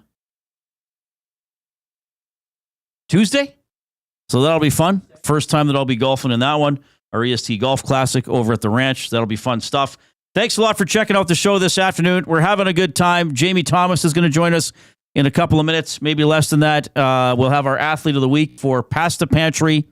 is Nash Brand, who's playing for Team Brick at the Brick Invitational at West Edmonton Mall. The team is doing very, very well. And Jay Onrait scheduled to join us as well. The hockey news of the day, obviously a quieter day we had extensive Oilers. We always have extensive Oilers coverage. Great on this show yesterday. We had Curtis Lazar on the show. We had Matt Tompkins on the show, two guys who have signed with the team. But really, Winnipeg and Carolina in the spotlight today as the Hurricanes get Nick Ehlers on a 6-year deal, $51 million. Ehlers, just 29 years of age. Very good player, had 24 goals, 53 points in 69 games with the Jets last season. Helped them win the President's Trophy, 5 goals in the playoffs. So what's going on here with the Winnipeg Jets? A regular on this show, a good friend of mine, the host of the Ground Control podcast, the official podcast of the Winnipeg Jets, is Jamie Thomas. Jamie, how are you doing? What's going on, Reid? Just chill it out, my friend. What's going on in Winnipeg today? What are people talking about? Well, I think you just mentioned it. I think we saw the end of an era, I guess, in some ways, right? You just like you look at Nikolai Ehlers and the Winnipeg Jets drafted, they developed him, and here we are today, right? I think he was an electric player. Love dealing with him. I think there'll be some people, some people might look right now and go, well, the Jets probably could have matched those numbers, but I don't know. Maybe Nick wanted to go somewhere else and try something else. I don't want to speak for him, but it's definitely. He was a great guy to deal with, a tremendous player, electric, a key component of the Jets' #1 power play last year in the regular season. But it's sad to see him go, but happy for him to have a new opportunity somewhere else. So, I said this on when were we on? Well, we did a special on Canada Day, and I said I guess that's going to be the angst in Winnipeg. Why isn't he signing? Why does he want to test the waters? Like, were you getting that sense? I don't know if it would have been there even during the season, but into late June where it was like, oh man, I think he's really going to look around. Yeah, I don't like. I felt like he kept all his options open, and you play in the league long enough, you deserve the opportunity to see, not only what's in front of you, but what else is there too. So Nick did great things here. Was a fantastic Jet. Was great for the organization, great to the fans. Anytime we went anywhere traveling, Nikolai Ehlers was signing autographs for somebody. And he was great with kids. But here's the thing. I don't think there's ever conversation or ever like a feeling like he was leaving for sure after the season or even during the season, that the time with Winnipeg was coming to a close. Kevin Shoveldayoff had mentioned that they had made the offer for him to be a Jet for life, but also kind of had a backdoor comment saying, if it doesn't work out, there's other plans. And you saw the Jets sign Gustav Nyquist yesterday. Late 30s, but has just 2 years removed from 70+ points. Does he fit in where Nikolai Ehlers is gone right now? Hard to say. But if you're thinking about the #1 power play, automatically you're like, okay, Cole Perfetti shifts into that spot, the #1 power play for the Jets. So to answer your question, Ehlers was never saying or had never said anything, really. It was just more just what was going on here. He was happy that he was a Jet. He was happy he was in Winnipeg. I never felt like he was unhappy here. But I think like any human nature is what else is out there sometimes, right? And I think until we hear from Nick himself about why he made the decision to become a Carolina Hurricane, I don't think we're really going to have the answer. But man, I never got the sense that he was looking out the door at any point over this last season. But certainly when the clock is ticking and the contract isn't signed and an extension isn't signed with free agency coming around the corner, as I got closer and closer to July 1, I felt a little different about it. I'm not so sure about Jets fans, but again, good for him that he's looking. He's got a great opportunity in Carolina. It's a great organization. Rod Brindamore is a heck of a coach, and we'll see what he can do in Carolina. But certainly, like money would they could have made him a Jet for life, right? Like I don't know how much he wanted. Yeah. I mean, like I said, I don't think there's any question that $8 million per year is, especially with the cap going up and the ability, he's scored 30 goals multiple times. And as I mentioned, he's just a guy that gets you out of your seats with his play. So, I mean, it's not so much that they didn't want to do it or they didn't want to give him whatever the years behind it. I just think they did everything they could to keep him here. And clearly this is Nick saying, he wanted an opportunity somewhere else. So is my best guess. So I know it's just broken in the last couple of hours, but I always wonder, because I have jobs where I interact with fans a lot, and the Oilers have went to 2 Stanley Cup finals and they have deficiencies, but I have heard from some people that it's over. Back-to-back Cup finals, may never win another game again. Are Jets fans pretty angry about this, or they're like, well, there's the window. We won the President's Trophy and couldn't win it, or is it a little more measured, perhaps? I don't think they'll ever be measured or like common sense when this all plays out, right? It's consistently throughout the year when we were doing our pregame show check-in, like there's sign Eilers. Like usually those messages are coming in. It's usually from the same voices.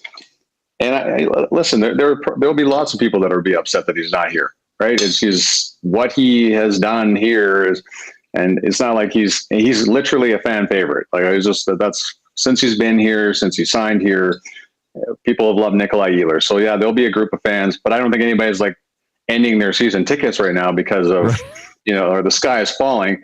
The Jets have, almost a brand new bottoms, multiple new looks up front. And that's just the way life works. You have to move on from certain players. Mason Appleton's gone, Brandon Tanev's gone. I don't think there was any question that those guys were going to go somewhere else. And now Nikolai Ehlers is out the front door. So there'll be a new look team, but still the same core group of players plus the best goaltender in the world that got them the President's Trophy. So here's the thing. The Central Division is not going to be fun again next year, probably even harder.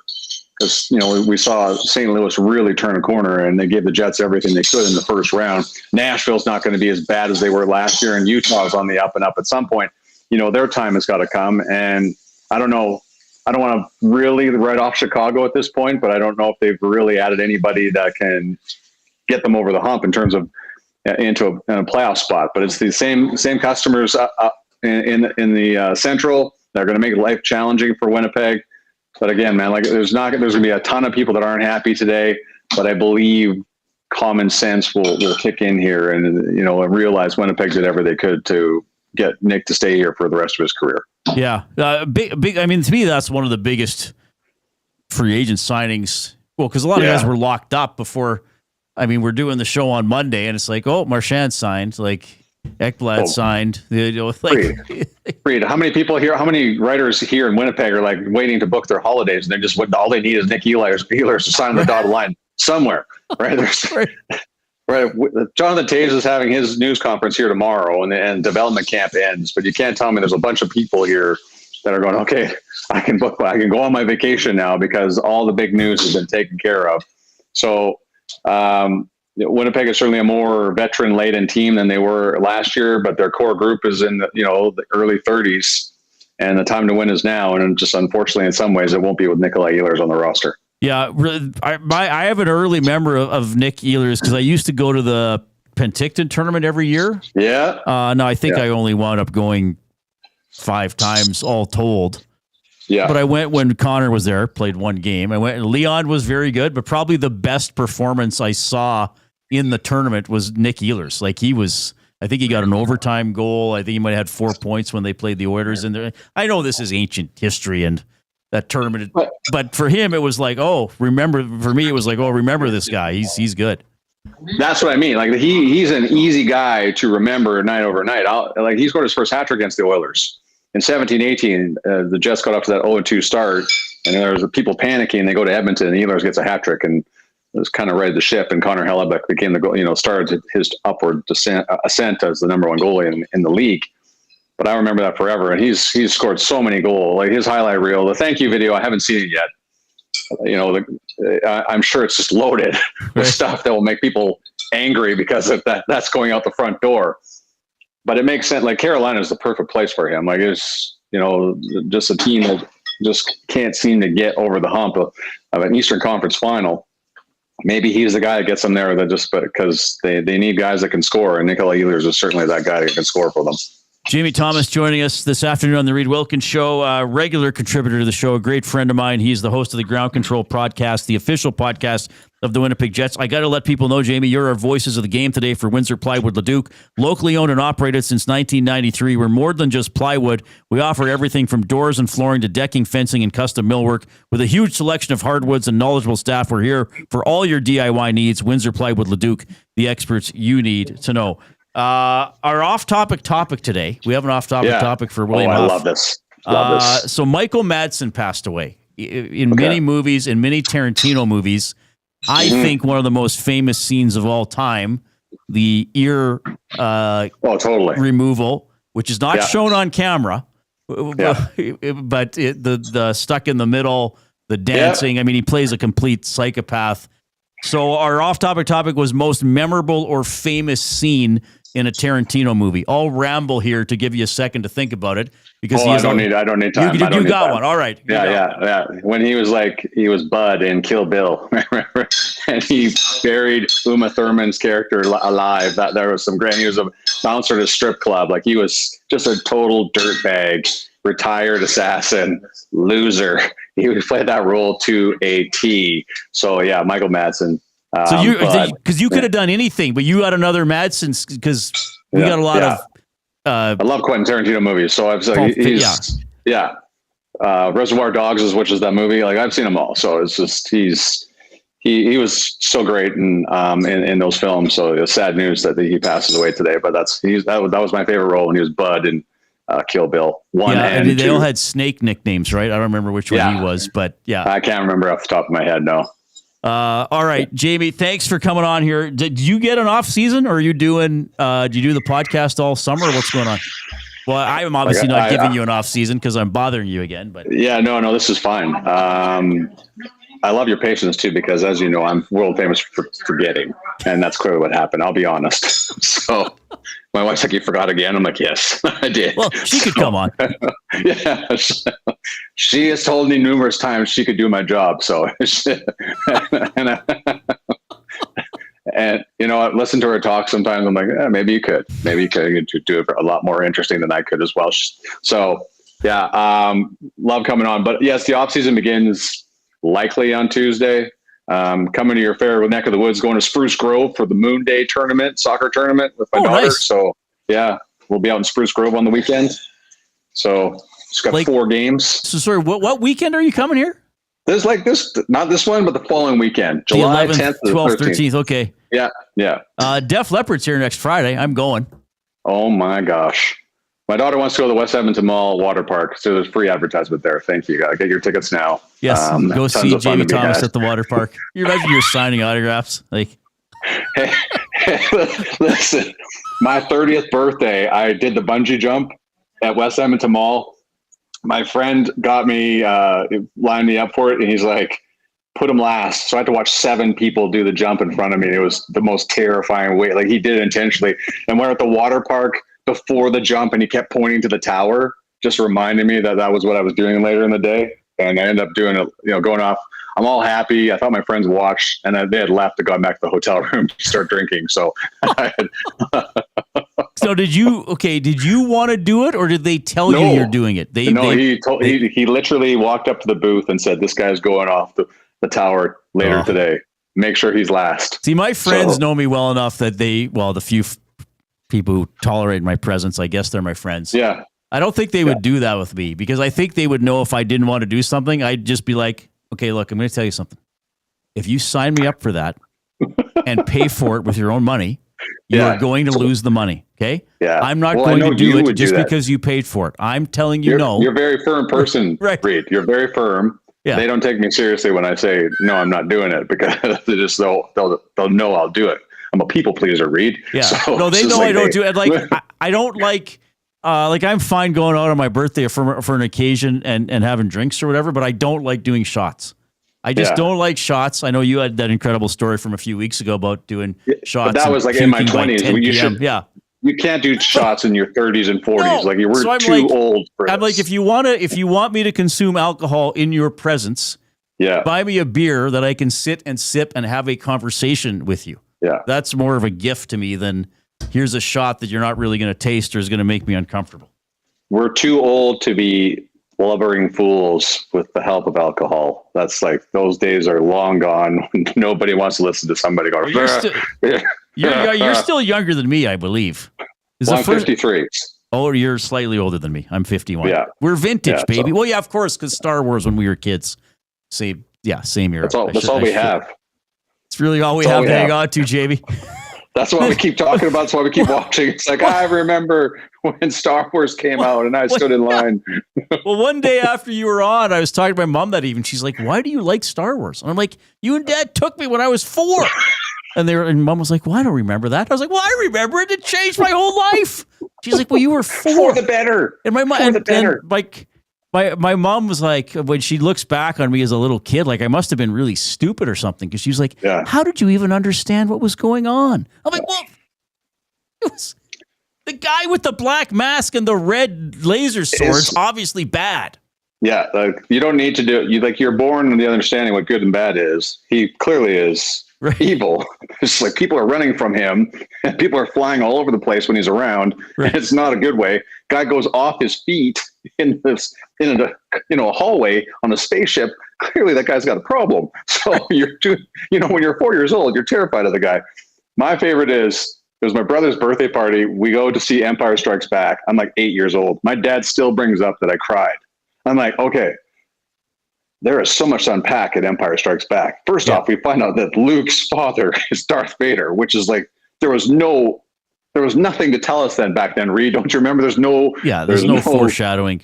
No, there was no trailer. There was one movie trailer for that. I did not see that coming. And second, Boba Fett runs off with Han Solo, who is frozen in an extremely traumatic situation on top of the terrifying, chase of Luke with Darth Vader, where you never knew where Darth Vader was coming from. I'm like, okay, this got to be it. And then something's flying off the wall. Luke's going through windows. Like there was that's a lot for an 8-year-old to take in. So my parents still bring that up, and I'm 53, so that's all you got to go with that. I still get stuff. Like my mom was going through a box a few weeks ago of like some school assignment I did in grade 2. I was like, Mom, why do you have that? Yeah. And then second, if you have it, don't tell me that you have it or what I wrote. Like I don't care. I don't want. Like it doesn't affect how I am as a talk show host at age 51. It doesn't matter. Like you enjoy it on your own time. Yeah. There was a cow who went down the street. His name was Alan. Well, she did say I wrote some short story about aliens, and she was like, "See, you liked aliens." Even I was like, "Well, yeah. Well, what else am I going to write about? Humanity? Not interesting. Give me the aliens." All right. Politics? When I talk about this, politics. Little 7-year-old Reid Wilkins. So Jimmy Carter and Boris Yeltsin go for tea. Like, okay. It's like they don't even know us, Reid. That's really it's sad. All right. I don't know what we're doing, but we had a good time. I'll try not to bug you too much in the summer, but something might come up. I don't know. I'll do it anyways. Okay. Say hi to Jay from me. Yeah, say hi to your family. Thanks, buddy. Talk to you later. That is Jamie Thomas, the host of the Ground Control Podcast, the official podcast of the Winnipeg Jets, talking a lot about Oilers moving on, and then we went on an incredible tangent about Star Wars and science fiction and our mothers and childhood and a bunch of fun stuff. I am coming to you from the Banquet Studio. Spin to win Fridays at the Banquet. Spin the wheel for a chance to win big and save on your bill. Details at thebanquetbar.com. Our athlete of the week is coming up. We got the oil understood as well. Here comes the Coop.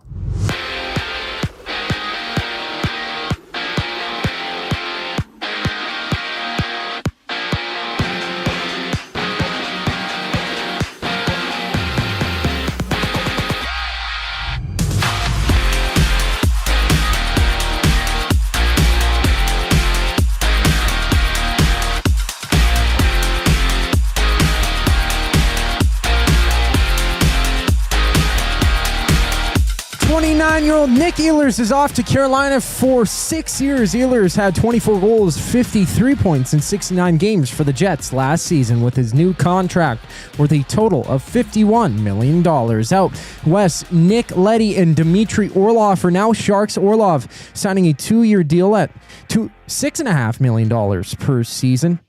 While Leddy is under contract for next year at $4 million, he's He was claimed from St. Louis off waivers. In the CFL, Calgary hosts Winnipeg to start Week 5. Kickoff goes at 7 out east. Montreal's Davis Alexander is out for a second straight week. He continues to recover from a hamstring injury. And the Elks play the Lions on Sunday. Nathan Rourke for BC makes his return after missing the last 2 games. In Toronto, the Jays play the Yankees, winning 3 straight against New York, entering their series closer. Chris Bassett gets the ball for the Jays. First pitch at 5:07. And right now, the Tigers and Nationals are warming up. Meanwhile, the Riverhawks take on the Lefties at home. Edmonton losing 16-9 last night. Catch the full game right here on EST. Tune in to our audio streams with coverage starting just after 7. This sports update is brought to you by Find Edmonton. Find takes your unused furniture and home goods to help those moving out of homelessness. Get donations picked up or drop them off free of charge. Visit findedmonton.com or call them at 780-988-1717. The Reid Wilkins Show continues after the break. I'm Zachary Kubish, and you're up to date. The Nielsen Show with Lieutenant Eric. AJ Jackiebick, TSN 1200 Ottawa. CFL play is determined largely by what the health of your starting quarterback is and how he's performing. And if he's good to go this week, that gives Ottawa a much better chance at victory. Whether they're playing Montreal or Edmonton, their chances of victory go way up if Drew Brown is under center. The Nielsen Show with Lieutenant Eric, presented by Southport Chevrolet. Weekday mornings 6 to 9, only on Edmonton Sports Talk, your clear choice for Edmonton sports. Got some gently used furniture or home goods that need a new home? Find Edmonton is here to help. Every month we furnish over 100 homes to those transitioning out of homelessness, and we need your gently used furniture and home goods. Drop off at 5120 122nd Street or call for free local pickup. Just visit findedmonton.com to learn how your donations can help create a home for someone in need. Plus shop our thrift store, in-store or online, with proceeds benefit those moving out of homelessness through housing supports. Visit us at findedmonton.com. Find Edmonton, supporting our community one home at a time. River Creek Resort and Casino on K97 proudly present Steve Earle and Reckless Kelly. Featuring small band and acoustic performances, Steve Earle and Reckless Kelly in the venue July 25th. Tickets at rivercreekresort.com. River Creek Resort and Casino. Excitement. Bet on it. Since 1952, William Huff has been the heartbeat of Edmonton's advertising world. From humble beginnings to a citywide powerhouse, we've been the go-to for signage from print to design and installation. Partnering with Edmonton's top sports franchises and major events, we've helped shape the city's global reputation. Our secret? Unmatched customer service, decades of experience, and a passion for excellence we call the William Huff Advantage. Visit us online at williamhuff.com. Kayaks, bikes, camping gear? Make space for summer fun with Sentinel Storage. Spend more time on adventures with your outdoor gear and less time looking for them. Sentinel Storage. Try 4 weeks free at sentinelstorage.ca.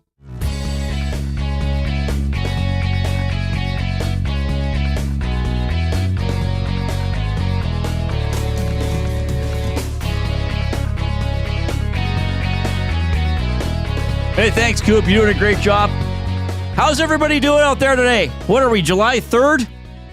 July 3rd. A lot of hockey news the last few days. Obviously, that's going to die down. But we got you covered, whatever is going on. Oilers news, Oilers discussion. We'll always have the latest. We'll always have good discussions here on Edmonton Sports Talk. We'll continue to do all the work we're doing covering the Edmonton Elks as well. Other great local stories, Stingers, Riverhawks, U of A. I'm probably missing a bunch of stuff that we talk about. Boxing. We'll bring you the latest. We'll try to tell great stories, have good chat, and have fun. We like to put a smile on your face and make you feel like you want to have Edmonton Sports Talk as a part of your day. Now, one thing you can do to make us smile is when you're watching a show on YouTube, click that little thumbs up button. Give us a like. Let's see how many we can get to today. You can also email Reid at edmontonsportstalk.com, and you can email, well, that is the email. You can text 780-218-9999. That is the River Cree Resort and Casino inbox.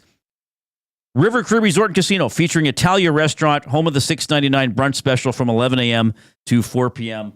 on Sundays. All right, Coop, you doing all right, my friend? Jamie Thomas was a blast, as usual. Oh, he was fantastic. Anytime you can talk Star Wars on the show, I'm all here for it. I'm a big Star Wars fan.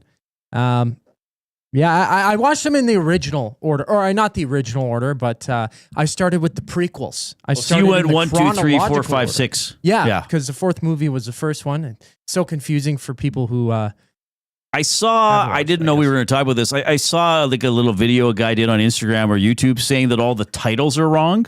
So he did the 9 movies, but gave no, this was the title of this one, but it should have been the title of this one, and they all made sense. Quite frankly, they all made sense. I like that. There's multiple ways you can watch those movies, which is they are awesome, wonderful. Well, some of them are wonderful but flawed movies. I get some of the hate, but again, it came out. The first Star Wars came out in '77.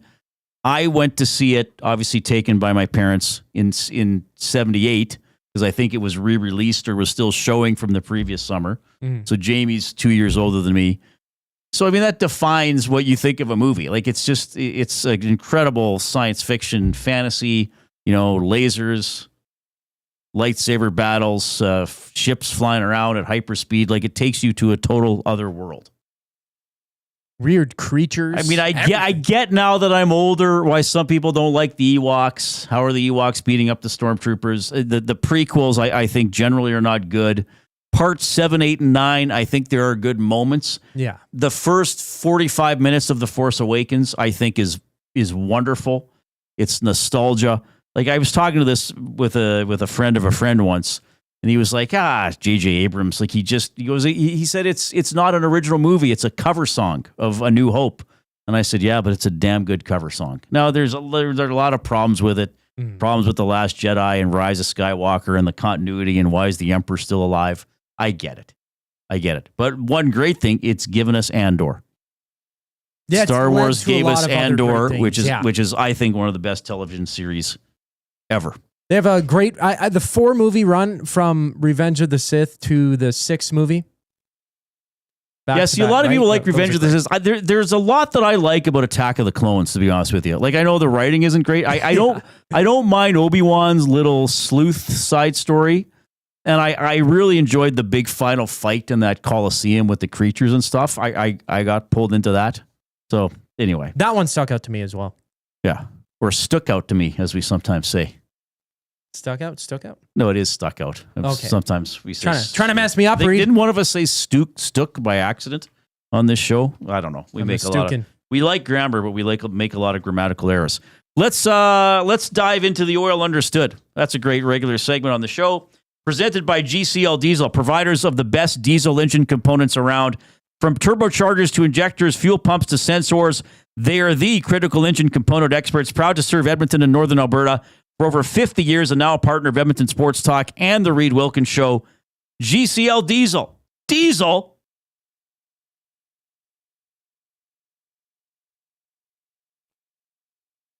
Understood. All right. So again, nothing overly new with the orders today. We had 2 great orders interviews on the show yesterday. Curtis Lazar came on the show, really seemed like he was hampered by that knee issue last year, and even said, something that was put in his knee that then didn't dissolve properly, so he had to get that taken out. He said he wasn't very mobile last year, and he said, "Yeah, I've seen the comments on social media about my stats last year, and people saying who's this bum and why are the orders signing him?" But he's looking to bounce back. We had Matt Tompkins on the show. Signed as a depth goaltender, 2-year, 2-way deal. He told his story from growing up in Sherwood Park, cheering for the Oilers, playing in the AJ, going to play for Ohio State, playing in the minors, getting some games in the NHL, playing in the Olympics in 2022, now signing with the Oilers. He was awesome to have too. This was brought up to me last week, and I didn't have all the stats at the time, so I thought I should look into this because there was some discussion about the Oilers' power play, and somebody asked, is the Oilers' power play in decline? Has it been figured out by other teams? Is it at the point where it's not going to be great anymore? And, do you really need Bouchard on it and all that kind of stuff? Well, I guess we're going to see which way it goes. But I went back to 2019, 2020. So that was the season that got shortened to 71 games when all the COVID stuff started happening in March. When that season was shut down, the Oilers were at 29.5%. Which was number 1 in the league. In the next year, they played 56 games against only teams in the North Division of the other Canadian teams. It was first in the NHL, 27.6. Back at it, 2021, 2022, 26%. That's third in the NHL. In 2022, 2023, back to first at 32.4%. In 23-24, 26.3%, that's fourth. So 5 consecutive years at 26% or higher. That's historical excellence at power plays in the NHL. This past year, it was 12th. So still 23.7%, which is a decent percentage, but it was 12th. Do I think this is a sign of a power play in decline? No. Do I think this is a sign of a power play that has been figured out by other teams? No, I don't. I think this past year, Hyman didn't score as much as he did in past years. Perry kind of took that spot. I think you still want Bouchard to shoot more. I don't think the power play is done. I think this is going to be a dangerous, potent power play probably for years to come. I wouldn't look at this relatively slight decline in percentage as the end times for the Oilers power play. Still going to have McDavid and Draisaitl on it. Perry kind of replaced Hyman. I assume Hyman will be back there as the net front guy. I think for me, I'll always want Bouchard to shoot a little bit more.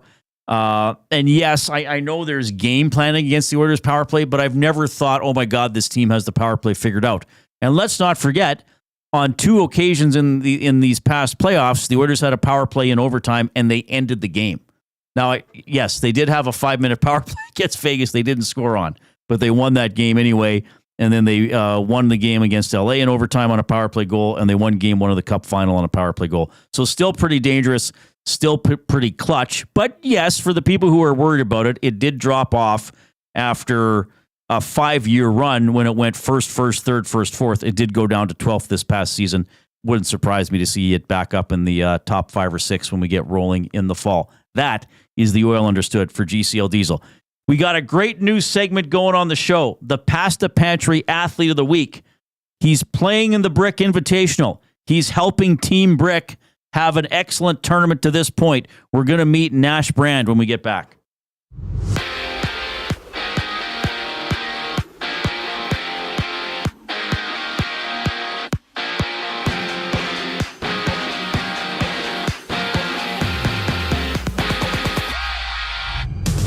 Out in Calgary, the Stampede Bowl goes down between the Stamps and Bombers. Dustin Nielsen's got the call for 7 o'clock kickoff. Meanwhile, the Owls have ruled out Davis Alexander for Sunday's game against BC. Davis now set to miss 2 straight games with a hamstring injury, while Nathan Rourke makes his return for BC after being out for the last 2 games. Carolina made another splash signing UFA Nikolai Ehlers for 6 years at just over $6 million per season. The 29-year-old spent his entire career in Winnipeg, potting 24 goals and 53 points through 69 games in Winnipeg last season. Elsewhere, 33-year-old Dmitry Orlov is now a Shark, joining the team on a 2-year contract worth an average salary of $6.5 million. San Jose also claimed Nick Leddy off of waivers from the Blues. He's under contract for next year at $4 million. For the Jays, they battle the Yankees, looking to get the series sweep. Toronto names Chris Bassett the starter. Tigers, Nationals just warming up.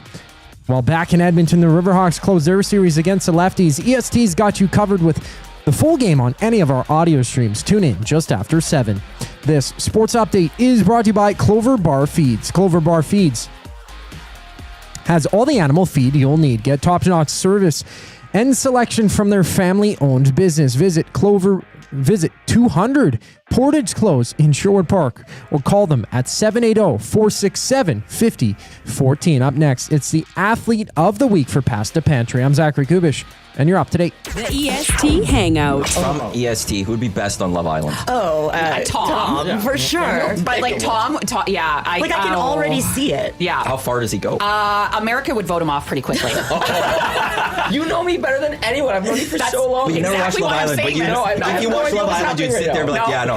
The EST Hangout, presented by Sentinel Storage. Weekday mornings 9 to 11, only on Edmonton Sports Talk. Your clear choice for Edmonton sports.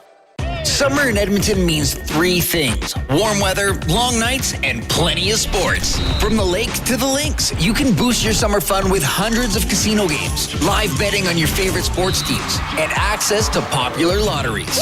All in one app, anywhere in the province. Download the Play Alberta app today and deposit $20 or more with promo code YAG50 to claim a $50 free bet. That's promo code YAG50 for a $50 free bet on us. Redeemable once per Play Alberta account. Remember, if you gamble, please use your game sense. Grab your hard hat and huddle up. Your Edmonton Elks face the Ottawa Red Blacks this Sunday. It's the first ever hard hat huddle game, featuring excavators and diggers in the tailgate and construction themed in-game contests. Plus, Purolator Tackle Hunger is collecting non-perishable food items and monetary donations at the game, with all proceeds to Edmonton's food bank. Elks Hard Hat Huddle, presented by Purolator Tackle Hunger, 5 p.m. Sunday. Tickets start at just $20. Score yours now at goelks.com. You've always known GCL Diesel as the experts in diesel fuel systems, but did you know that GCL is also your source for turbochargers and turbo repair? As a turbo supplier for Garrett, Borg Warner, and Holset, GCL can provide genuine original equipment turbos at wholesale prices. Whether it's diesel, gas, natural gas, or performance, we can provide you with the turbo or custom repair you require. Turbo questions? We've got turbo answers. Visit us in the West End or online at gcldiesel.com. GCL Diesel, turbochargers, understood. Kayaks, bikes, camping gear? Make space for summer fun with Sentinel Storage. Spend more time on adventures with your outdoor gear and less time looking for them. Sentinel Storage. Try 4 weeks free at sentinelstorage.ca.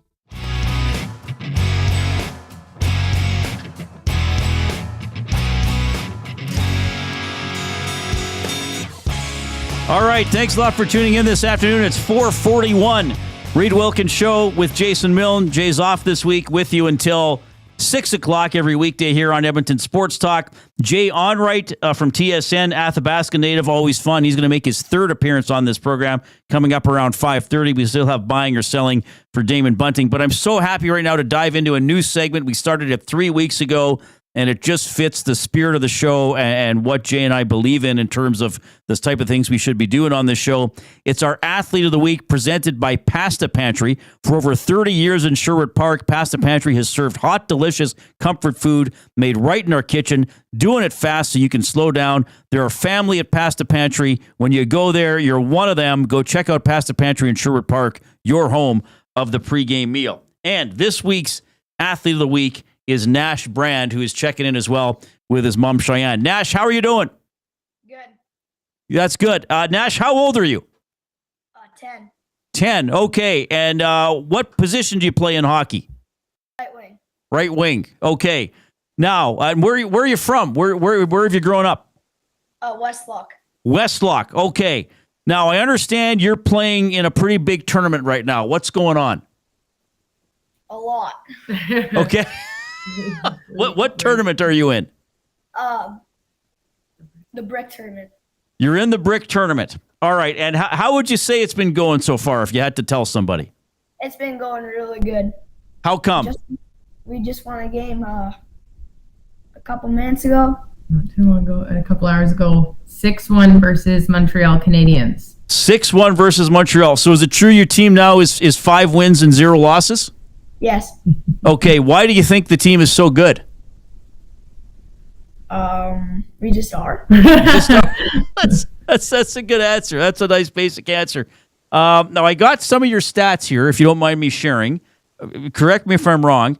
I have that you got 2 assists in the game today, that you have 8 points in 5 games for the tournament, and that earlier on, I believe you scored an overtime winning goal against Toronto. Is that all true? Yeah. Okay. Do you feel you're playing well, or what's working for you so far this week? Yeah, I feel like I'm playing well. Penalty kill is pretty good for me, and yeah. Okay. Your mom there as well, Cheyenne.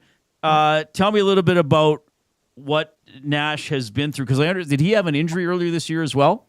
Yeah, so on September 17th, he broke his arm playing hockey just out of practice, and then broke the ulna and the radius.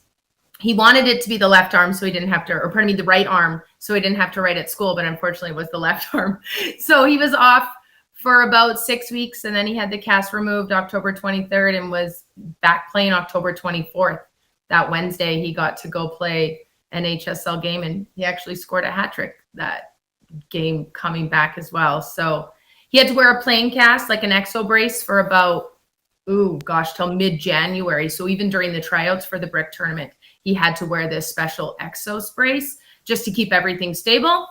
And then kind of hasn't looked back since. He's played quite well. We're very proud of him. Nash, is that the worst injury you've ever had? Yeah. Was it painful? Yes. Okay, but you're pretty tough, I guess, if you're a hockey player. Kind of. How old were you when you learned to skate and you started playing hockey? Oh, he's young. 2. You started at 2. Jeez. Well, on skates, yeah. On skates? Yeah. What do you like most about hockey, Nash? Having fun with my friends. Okay. Now, on Team Brick Alberta, though, is this not kids from all over? So have you had to meet new guys and make new friends? Yeah. One's from Montreal and one's from BC.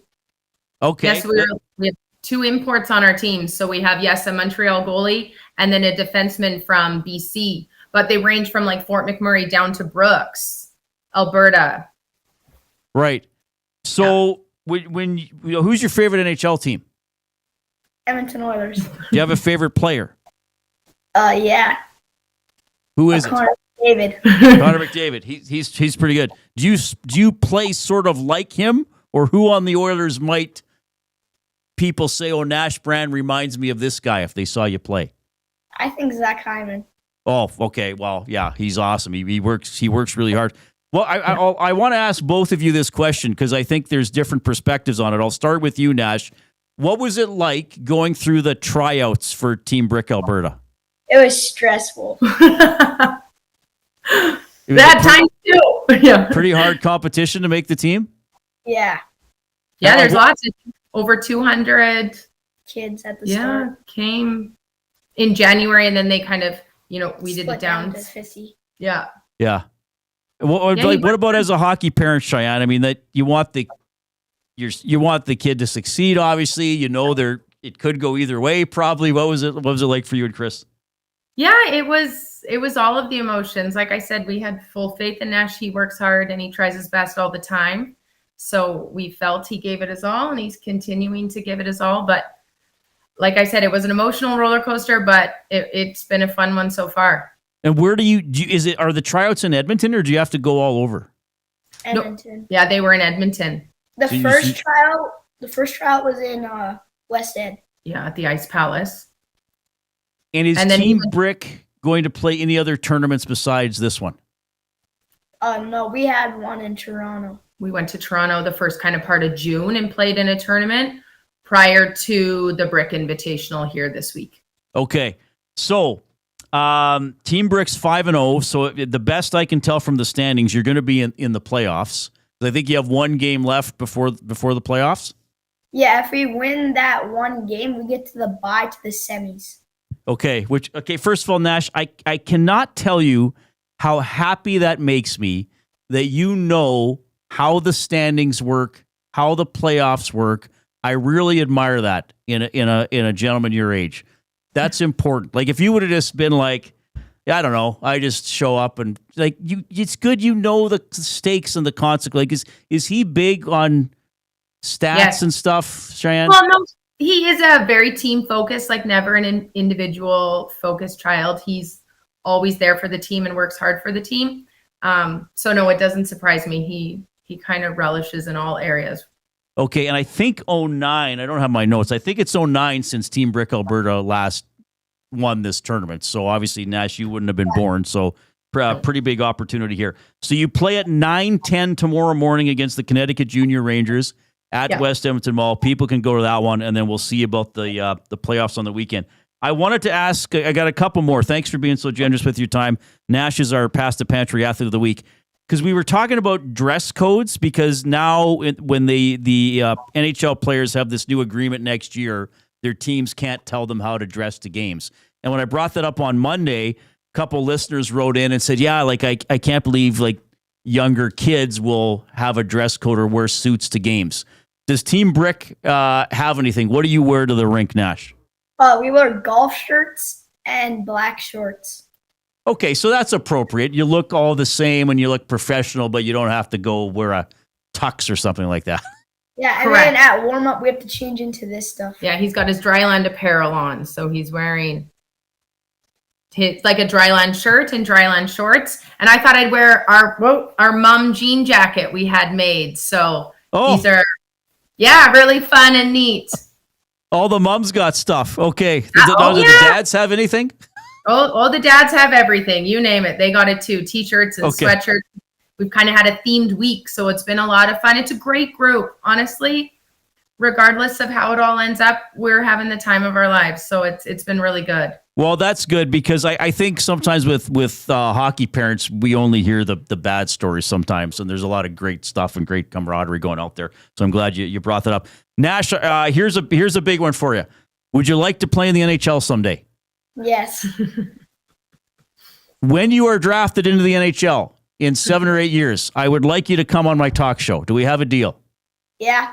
Okay, Cheyenne, you have to remember that too. Yes, most certainly. Okay, did I miss anything important, Nash or Cheyenne, that people should know about you? No. No, we're so thankful to be on here. Thank you for having us. Okay, good luck tomorrow. And then, you're like you said, you're in the playoffs one way or another. Go get it. Go win it for Team Brick, Nash. Thank you. Will do. Thank you. Right on. Good stuff. That's exactly what we want from the Athlete of the Week. Nash Brand playing with Team Brick Alberta in the Brick Invitational. So, he's having a good week. 8 points in 5 games. I should have mentioned, too, that game they played against Toronto, they were down 3-0, and they won 5-4 in overtime. He got the winner in that one. 6-1 earlier today over Montreal. 9-10 tomorrow morning against the Connecticut Junior Rangers. And then we'll see where they go into the playoffs on the weekend. Just Google the Brick Invitational. They got all the stats, all the schedules, all the results. It's a really good website to follow Nash and his teammates. Our Athlete of the Week for Pasta Pantry. Now, here's the thing. He was nominated. He was nominated. Jay Millen, my co-host, kind of has taken the lead on this, but we're going to do this every week, and we need you to send us, hey, here's a person who should be the Athlete of the Week, and tell us why, too. I mean, we got to have the story behind it. So that's pretty cool. So if you go to EdmontonSportsTalk.com, you can scroll down and find a form there to fill out, or you could just email us, Reid at EdmontonSportsTalk.com, Jay at EdmontonSportsTalk.com. Give us your nominee. Give us a little blurb about them. We'll get in touch, and hopefully we can figure something out. Coob, that was awesome. I loved it. He seemed super excited, and to play in a mall is so odd, but it's nice to see that they're still dressing up a little bit. You know, they're wearing golf shirts and shorts, and it gets hot in there. It really does. So, great kid, and good luck to him. Team Brick. Well, if he gets drafted, he's on the show. I booked a guest. You booked? I'm doing my job. I booked a guest. Well, you like to book for future, right? You look to look. So you got to look ahead a little bit. Right? I don't know if I've ever booked 7-8 years in advance. To be fair, that might be a record. That might be a personal best. A PB'd. It's pretty good, Reid. Pretty good. No, he was great. It was great to. So I believe, I don't know if I should say this. They might get mad at me. Well, people get mad at me all the time. The original plan was that his dad was going to come on, and I believe his dad's voice might be at full strength from cheering at the tournament. So, well, that's a good reason not to come on. That's a fair reason not to come on. You're cheering your son on. That's a fair reason not to come on. So that's okay. All right, that was awesome. Our Athlete of the Week for Pasta Pantry, Nash Brand from Team Brick Alberta was featured today. We had a couple football players the past 2 weeks. Who knows where we're going to go? But keep coming with the suggestions. Again, EdmontonSportsTalk.com. You'll find a form to fill out if you scroll down, or you can just email Jay at EdmontonSportsTalk.com or Reid at EdmontonSportsTalk.com. All right, we're going to have Jay Onrait coming up at about 5:30. We got buying or selling for Damon Bunting. We'll do that as well. I want to remind you that Edmonton Sports Talk is presented by the folks at Play Alberta. Remember to go to playalberta.ca. Look for Jay's Play of the Day. Play Alberta, your home for online gaming excitement, featuring casino games, live dealer action, lottery, instants, and sports betting. Now with the new Play Alberta app, You can take the fun with you anywhere. Download the app or sign up today at playalberta.ca. Okay, we better get this in now, Coop, because we're doing it. Can we do it now? You're good? I'm fine. Part 2, the second. So we're doing a practice run for Name the Animal, so we can have it nailed down when Jay Milne is back next week. So next week, I don't work Monday. We don't have a show Tuesday because of the golf tournament. So next Wednesday or Thursday, Friday, we'll launch Name the Animal for real. This is what do they call it? The soft opening, like when a restaurant opens, and then the grand opening is after a few weeks to see how it's going. So this is like the exhibition schedule for Name the Animal. So you gave me a baby cheetah in the last hour of the show. Mm-hmm. So if you're just joining us, I'm stealing this from my old show Inside Sports. They can't stop me from doing it. Chorus didn't make any money off it, so we can. It's a Reid thing, not a Chorus or Ched thing.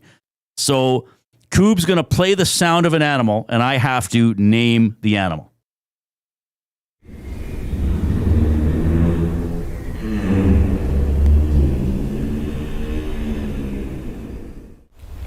Okay, that's a very deep, moany sound.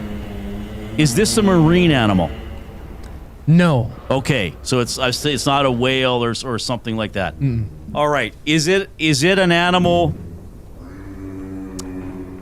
It sounds like it would be a large animal. Would this be larger than a horse? Way larger than a horse. Way larger than a horse. Mm-hmm. All right, but it lives on land. It lives on land, yes. Does it live in Edmonton or Alberta?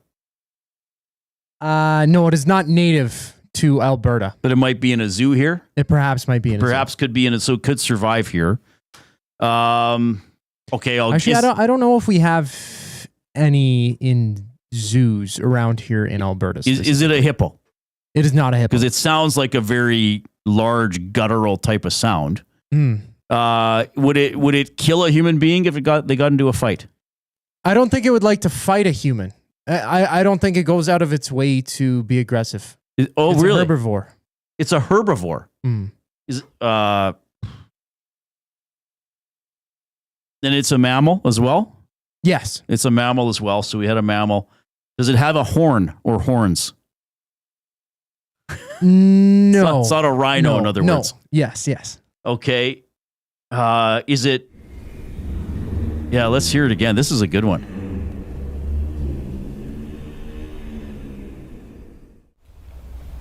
Okay. Would it comfortably fit in this room? No, it would not. It would not comfortably. Is it an elephant? It is not an elephant. It's not an elephant, but it would be. So we got 9-foot ceilings. It would be too tall. It would be. Is it a giraffe? Yes. It's a giraffe. Yeah. Okay, now see, that's a much deeper sound than I thought a giraffe would have. Yeah, that's what's it's fascinating about Name the Animal. I thought a giraffe would have been more chirpy, like the baby cheetah. I thought it would be higher in pitch as well. And that was a giraffe hum, which they do at night. It's as a form of communication likely to maintain contact with other herd members when visibility is limited.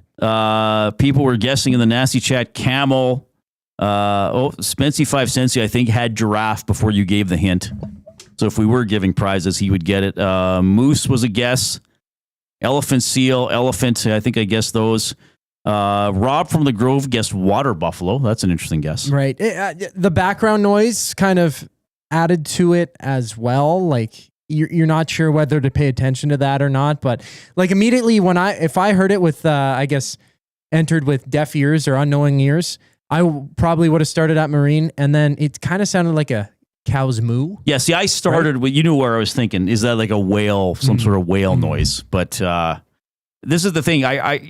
We do it for fun, but I have learned stuff about it because I'm like, really? That's what it sounds? or maybe you've heard the sound in a movie, but they don't depict it accurately. They're doing it for dramatic effect, or every animal roars like a big dinosaur or something like that. If it's like a rabid giraffe. All right, so we had baby cheetah, and we had giraffe. I think on Inside Sports there was only twice I guessed it on the first try. Wow. I guessed mosquito, because I just went with the obvious one. Yeah. And once there was a noise that I think was a little bit like that, and I just said walrus, and it was a walrus. But I think I usually needed at least 3 guesses or something like that. And once Kellen just played a dog barking, but I had to get the breed of dog, and I think it was a beagle, and I got it on the 3rd try somehow. Wow. Yeah. That was a good test run, Reid. That was pretty good. I think we're ready to do it for real with Jay next week. Name the animal. It's going to be epic. There we go. Okay. Well, we got to do a break. If you're in the nasty chat, thank you. Good to hear from you. Good to have you taken in the show on YouTube. Give us a thumbs up. Let's see if we can get to 100 thumbs today at the very least. Jay Onrait scheduled to join us in about half an hour. Coob, you're going to participate in buying or selling with me when we get back. You ready? You better be. All right. Here's the break. Two guys and a goalie. You've heard GM Dan Bowman say this year that there's been a particular focus to go in-house with some of the positions that are available this year. He's hoping Matt Savoy can do some. Noah Phil, I believe there's the ball's in his court to earn a spot onto this roster. To have him there. Yeah, there's definitely opportunities for growth from within inside the organization. Two guys and a goalie, presented by GS Construction. Tuesday and Thursday afternoons at noon, only on Edmonton Sports Talk, your clear choice for Edmonton sports. Win a trip to Osheaga with the Banquet and Aperol. We're sending one lucky guest to Montreal with flights, hotel, and 2 tickets to one of Canada's hottest music festivals. Enter by July 26. Details in store or on the Banquet app. Get real. Play hard. You know Dawn. Everyone knows Dawn. Dawn from Frontier Cartage. That's right, it's me, Dawn from Frontier Cartage, where we're setting the standard for cartage service in Edmonton and beyond, offering city cartage, Alberta Highway, short haul deck, and more. My team and I are bringing our years of industry experience and expertise to every mile. Join Dawn and her boys in a new chapter in transportation excellence, dedicated to exceptional service. Call Dawn at Frontier Cartage, 587-222-5826. At Mind 360, we invite you to embark on your mental health journey in a safe and comfortable space. Conveniently located in St. Albert, Mind 360 has a diverse team of experienced clinicians that offer a broad range of tailored services for children, adults, and families. Furthermore, we are very proud to serve our military, veterans, and first responders. If you're looking for counseling, treatment, or assessment, understand that you are not alone. Contact Mind 360 at mind360.ca to book an appointment today. Looking for quality building materials and friendly advice? Visit us at Windsor Plywood Leduc, family owned and locally run since 1993. From interior materials for doors, flooring, baseboards, and all the finishing touches to all you need for your outdoor projects like cedar lumber for decks and fences, plus all the plywood you'd need. Our full-time on-staff carpenter can help with anything odd-sized or custom, and from domestic hardwoods to exotic selections, we've got you covered. And if we don't have it, we'll track it down for you. Windsor Plywood Leduc. We're the experts you need to know.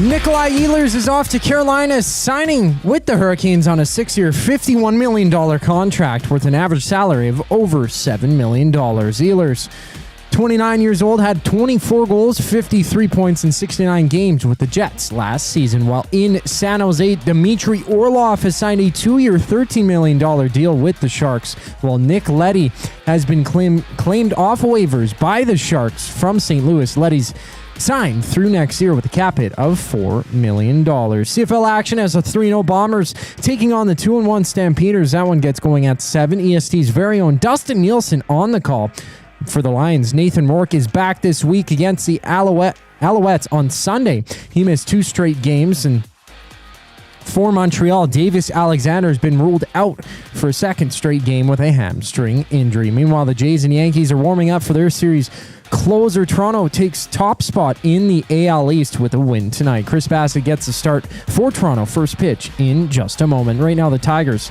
and Nationals are the 1-game live. They're runless in the first inning. The Riverhawks also play. Listen to the full game on any of EST's audio streams with coverage starting just after 7. I'm Zachary Kubish. That was your sports update. The third and final hour of the Reid Wilkins Show starts right now.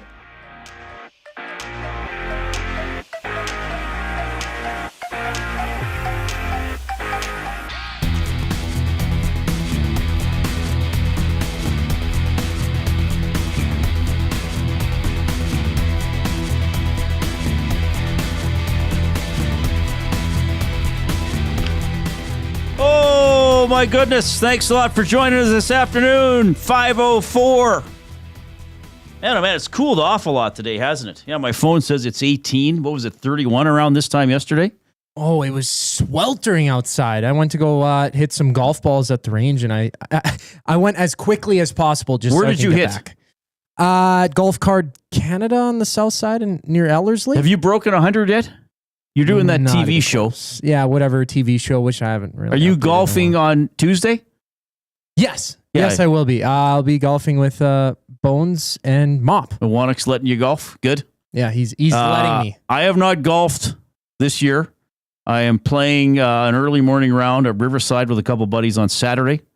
And then I'll be in the golf tournament on Tuesday, the EST golf tournament. Full 18? Oh, yeah, we're playing 18. Okay. Honestly, we're going early enough. We might be done by 9 a.m. Like we're going super like early. 5:30 in the morning kind of I think we're hoping to tee off shortly after that. Oh, that's amazing. Yes. Wow. And my buddies play fast. And they've been playing together a lot. Like these are the two guys I would golf with regularly, and now because of me golfing less the last couple of years, I don't play as much. So I have no idea how I'm going to hit it. Here's my problem, Coob. Okay, so let's do buying or selling. Buying or selling for Damon Bunting, a consistent top-producing realtor in the greater Edmonton area for over 17 years. He and his team would love to help you find that right home or make the move from your current home. Community-driven, he understands what it takes to make a difference in our city. Check him out, DamonBunting.com, Instagram handle, Damon Bunting Real Estate. By the way, Jay Onrait from TSN going to join us in about 25 minutes.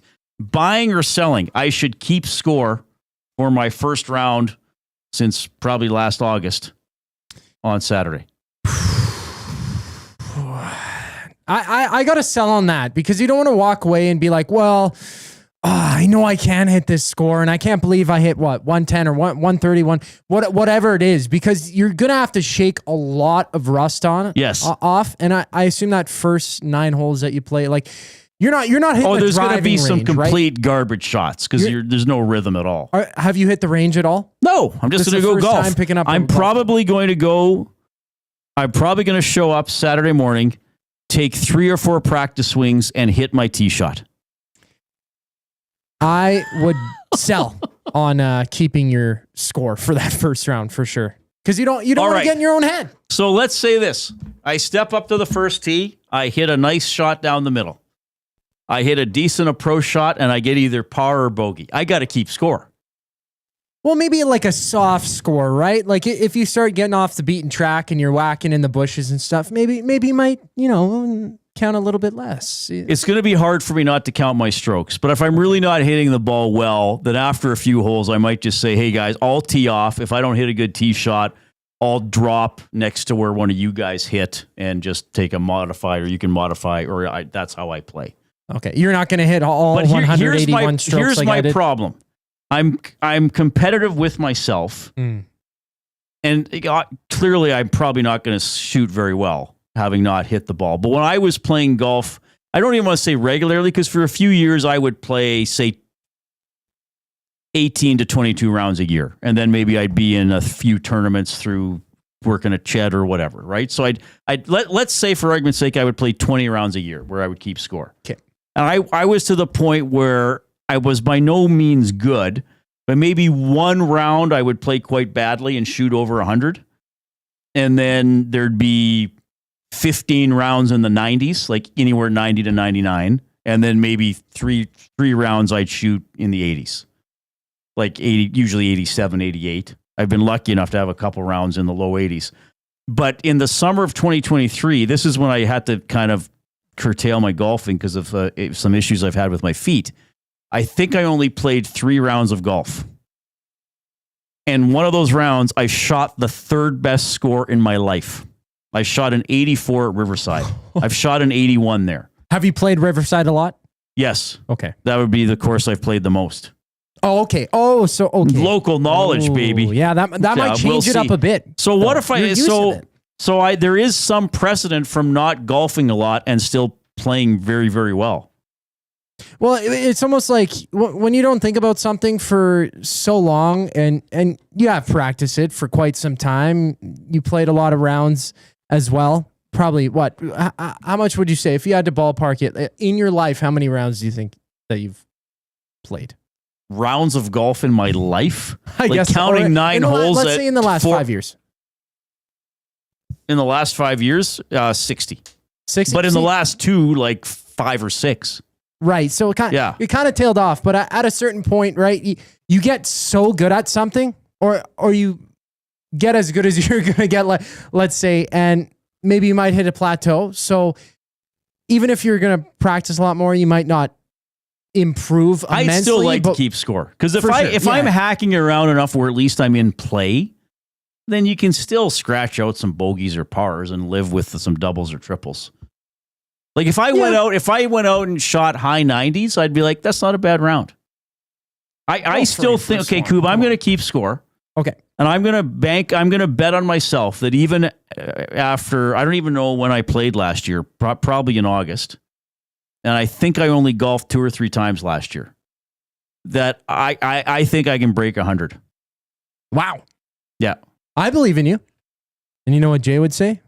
Believe in me. He would totally believe in me. He would totally believe. He would. So, and I see, a couple people in the Nasty chat are selling on me keeping score. I think I'm going to keep score because I can't help myself. And if I shoot 118, then I deserve to be punished and ridiculed. And that I have to tell people that I'm a bit of a masochist with golf. I don't know why I'm like that. What would be why like do I take it way too seriously for a fun activity? I'm a weirdo. Do you have to break 100 for you to say, yeah, that was a great one? Or is it like again, and I used to talk about this more on my old show because I got some lessons that were sponsored through Chad. We had to deal with the Quarry and Taylor Sinsky there. So that's when I sort of improved and I golfed more regularly and I got a nicer set of clubs. Like I got a kind of a used set of clubs, but they weren't used very much. So they were pretty new, but I got a good deal on them. And I golfed more often and I did get better to the point where if I shot over 100, I played crappy. And before that, like if I shot 106, I'd be like, I actually played pretty well, right? Like I legitimately got better. So I still have that in me, Coop. I got the swing memory, baby. Okay, well, if you have it so down pat. So I think I can legitimately break 100 without fudging my score on Saturday. See, I was going to pass and sell, but I'm buying on that one for Damon Bunting. Thank you for believing in me. I do believe in you, Reid. I want to see you go. I'm excited to see. Okay, here's the thing. I'm not a great golfer. Like, I think the lowest I ever got my handicap down to was 17. Generally, I was a 19 or a 20. So, like, I'm not that good. But, if you're in that handicap range, you're shooting in the 90s a lot. Mm-hmm. And I would say even for, like I fully expect, even if I'm not hitting the ball well on Saturday, I fully expect that I'll get a par or two. Because, on a par 3 with an iron, I'm going to hit a green. I'm going to make a putt. That course is a par 3 at Riverside? It has 5 par 3s. It's 5. Okay. Yeah, it's not a par 3 course. It has 5 par 3s. Yeah. Because Rundle is a full, Okay. Yeah, Riverside holes 4, 7, 12, 14, and 17 are the par 3s. So I know the layout, baby. You know it. I know where to hit it. I'm going to smack one how I mean to smack it at some point. I'm not going to be a complete klutz. Like, I'm not Booger McBoogerton. You're not me swinging a club. I'm not a grad of the St. Vincent School for Poorly Coordinated Boys. Their golf team is atrocious. Now, to graduate from a school of poorly coordinated boys, would you have to be worse at the sport to get more honors, let's say, or no? They still graduate based on academics. It's just a school for poorly coordinated boys. So I guess I'm saying, would the best golf players be on the team, or would you want the worst ones because it's no? You still want the best ones, but their best ones are still not very good. Their best ones wouldn't even make the team. I don't know if they compete at a high level. They might just have intramural golf. Yeah, they might just play mini. Just play mini golf, and still half of them are holding the putters upside down and all that kind of stuff. They play Wii golf and still lose. Still suck at it. Yeah. Yeah. No, that's pretty good. All right, so I'm golfing on Saturday, and then the golf tournament. That's a good precursor to that. Like you gotta get at least one round in. Yeah, and that'll be a good Classic. spacing. You want to be the winner at ESC Classic. And then having golfed on Saturday and then golfed on Tuesday. The problem is when I'm in these tournaments, which are scrambles, is I don't hit the ball very far. I don't tee off with my driver because I can't control it. So when I play my own round, I hit my 3-wood, and if I'm playing well, it doesn't go far, but it's in play. I mean, I'm the type of golfer where my priority is straight, in play, smart, like don't get blow up holes. Like if you can make a series of bogeys, even like keep your score under control. So when I play in a scramble, I'm useless off the tee because even if I'm hitting it a long way off the tee, there's always one guy who hits it way further. Yeah. So if we're in one of those where it's like everybody's going to use 4 drives, then it's like I gotta hit it close on a par 3 because they're not using my drives on the par 4s, the par 5s, unless everybody sprays one and at least I hit one down the middle. Then maybe we're using mine. Right. So whoever team I'm on Tuesday, sorry, I'm not going to help. I'm just there to look pretty and make you laugh. So would you, and I'm all out of looking pretty. Hey, at least you got the make and laugh part. But for chipping, like from the fairway onto the green, how would you say your shot is there? Because it depends on the day. Depends on the day. My short, there's a wide variance in my short game. Okay, well, at least you're hitting it straight That might from be the tee most box, right? difficult thing because you lose that touch when you don't play. Yeah. Right. Like how do you chip it? How do Finesse, you pitch it on? Like inside 80 yards or whatever, or even you're a little bit off the green and you got to bump it on. I'll probably struggle with that. There's not a lot of break to the greens at Riverside, and they're generally slower. So putting, hopefully, I can at least get it close or maybe make a couple from mid range. No putt for you to practice. I think about this way too much for someone who is terrible at golf. I analyze my game way too much. Well, it's when quite you think sad. about it, though, that's the point of the game of golf is to kind of think about it. Well, I'm like the type of person, if I'm going to do something, I might as well try to do it, like at least competently, Yeah, and it's competition with yourself. That's right. The fun part about it as well, because the whole point, you might be playing, side bets or something like that with your buddies. No, we don't play side bets. Okay. We don't go out there to take money off each other. The round itself costs enough money.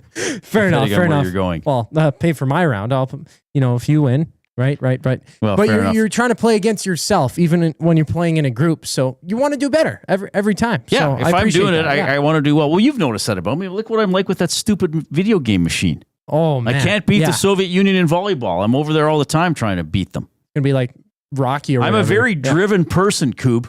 Yeah, I've seen you get pretty upset when you lose in that volleyball game to USSR. 780-218-9999 is how you text the afternoon inbox, presented by River Cree Resort and Casino, home of the kitchen restaurant. All you can eat surf and turf for just $59.99 every Friday. That is from 4 to 10 p.m. All right, some other buying and sellings here for the Coob and I, presented by Damon Bunting. Remember to click that thumbs up, by the way, if you're taking us in on the YouTube stream. Buying or selling, Coob, the CFL should do more manufactured event games, such as the Stampede Bowl tonight in Calgary. So with the Stampede Bowl, at halftime, is it going to be a full stampede or how? Dude, do you know what's far happening at halftime? Do you seriously not know? I actually don't. You better pick up that guitar and talk to me. Bret Michaels is performing at halftime. I don't know who that is. It's the lead singer of Poison, who I've seen live several times. Both Poison and him solo. He's here next Friday leading into Leopard, baby. Oh, is he? Yes. Oh, okay. Well, I knew Weezer was. I don't know what else is. Weezer's the headliner on the second night. Okay. Well, I feel like it would bring more to the game because. But that's, should we try to have these, like we got the Labor Day games and they got the Banjo Bowl. Should they try to have like Calgary? Because the Stamps used to avoid trying to have a home game during the Stampede. And now they're embracing it and say, hey, it's part of getting things going for the Stampede. We got the Stampede Bowl. I think if they did more of them and not every single game as a certain event, but to sprinkle them in throughout the season would make it interesting to go to a specific game on the calendar. You'd circle it, right? Like Labor Day is a huge one that they do for Stamps and Elks, but to do it for some other games as well might get more traction from people who aren't full football fans, but want to experience more things around the game as well, right? Like the Riverhawks do it so well, how they have the promo games. They had the Short Kings and Tall Queens night and stuff like that. They have Star Wars night coming up, Reid. Well, I'm going to have to go. I'll dress as Yoda. On the 19th or 18th, I just believe, wonder, there are the Labor Day games and then the Labor Day rematches now as well. I wonder if each team could get another date.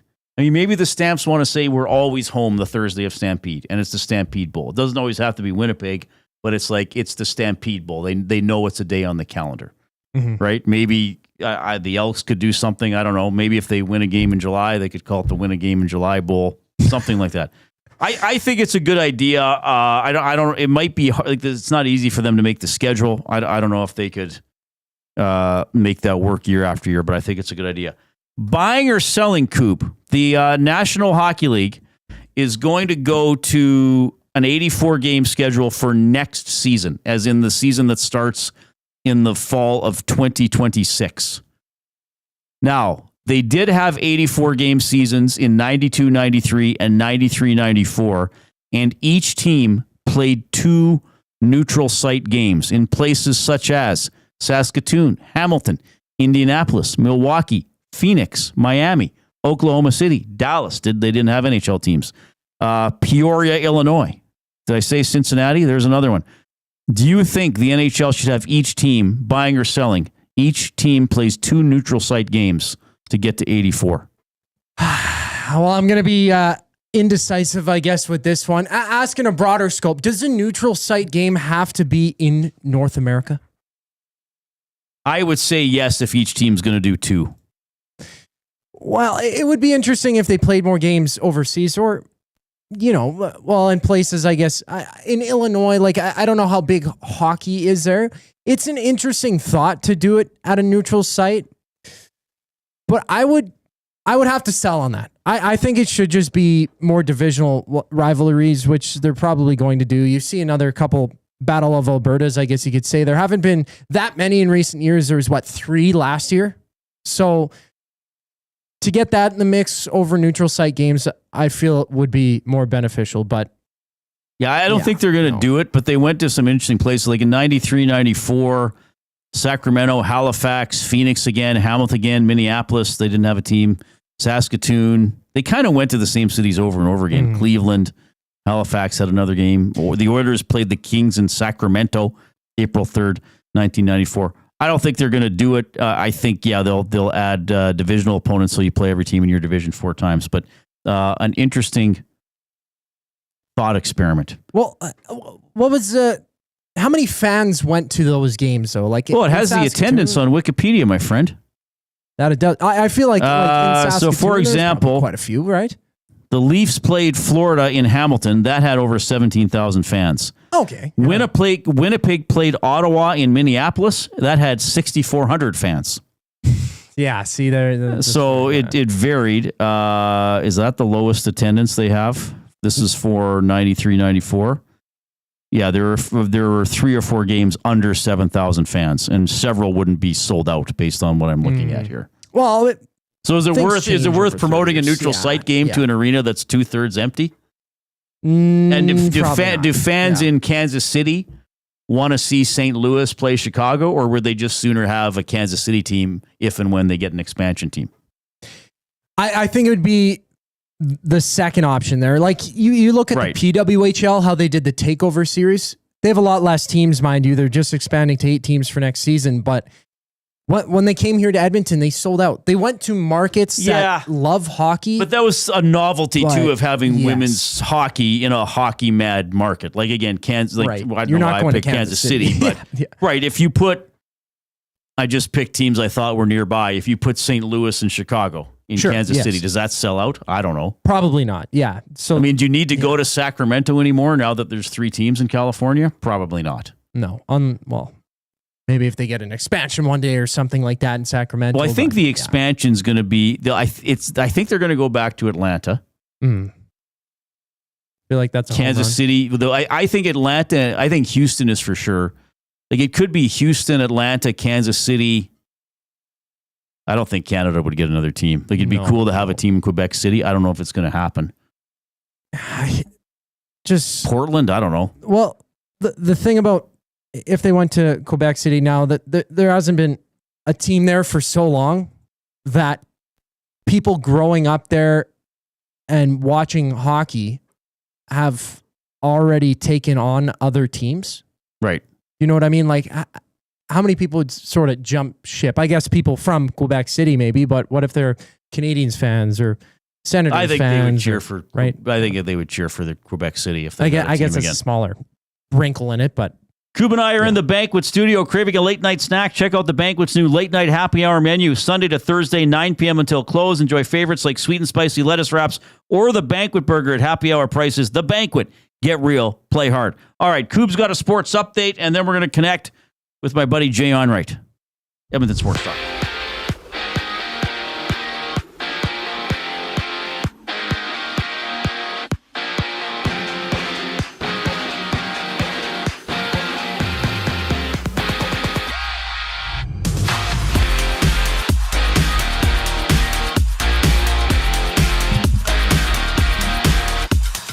Right now, the Jays and Yankees are entering the bottom of the first inning. It's runless in the game with one other game live.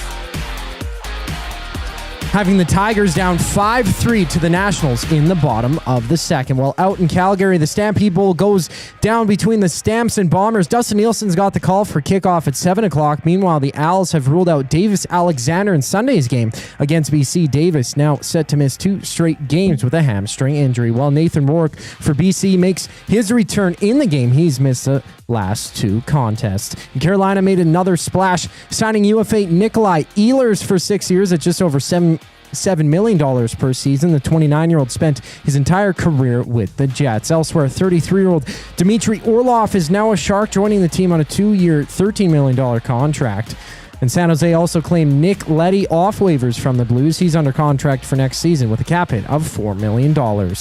Well, back in Edmonton, the Riverhawks closed their series against the Lefties. EST's got you covered with the full game on any of our audio streams. Tune in just after 7. This sports update is brought to you by Paramount Flooring, proudly serving Edmonton and area for over 30 years. Their West End showroom is open 7 days a week. You can also shop online at paramountflooring.ca. Onrait from TSN checks in with Reid on the other side of the break. I'm Zachary Kubish, keeping you up to date. The Oil Stream. Is Mangiapane legit Arvidsson just $400,000 less? Like, that's a wash, really. And all the other signings are not needle movers. What do you think about that comment from Hersey? The end part where this is going, I am on board and understand that feeling. And I think we've seen a lot of it the last couple days. I get it. I understand where people are coming from with that. The Oil Stream, presented by Boston Pizza. Monday, Wednesday, and Friday afternoons at noon. Only on Edmonton Sports Talk. Your clear choice for Edmonton sports. Summer in Edmonton means 3 things: warm weather, long nights, and plenty of sports. From the lake to the links, you can boost your summer fun with hundreds of casino games, live betting on your favorite sports teams, and access to popular lotteries. All in one app, anywhere in the province. Download the Play Alberta app today and deposit $20 or more with promo code YAG50 to claim a $50 free bet. That's promo code YAG50 for a $50 free bet on us. Redeemable once per Play Alberta account. Remember, if you gamble, please use your game sense. Avocado and feta dip, passion fruit cheesecake, and cocktails that taste like summer in a glass. Try the new feature menu at The Banquet. Refreshing, craveable, and made for sunny days. The Banquet. Get real. Play hard. Hey Edmonton, ready to take advantage of lower rates and better pricing? South Fort Chevrolet in Fort Saskatchewan has you covered. From rugged trucks to sleek SUVs. And with over 40 years in business, you can trust that you're getting the best deal on your new ride. As the proud title sponsor of the Nielsen Show, EST listeners can drive a little to save a lot with South Fort Chevrolet's transparent pricing and down-to-earth sales team. Visit us today in Fort Saskatchewan or online at southfortchev.com. River Creek Resort and Casino and K97 proudly present Steve Earle and Reckless Kelly. Featuring small band and acoustic performances, Steve Earle and Reckless Kelly in the venue, July 25th. Tickets at rivercreekresort.com. River Creek Resort and Casino. Excitement. Bet on it. Kayaks, bikes, camping gear? Make space for summer fun with Sentinel Storage. Spend more time on adventures with your outdoor gear and less time looking for them. Sentinel Storage. Try 4 weeks free at sentinelstorage.ca.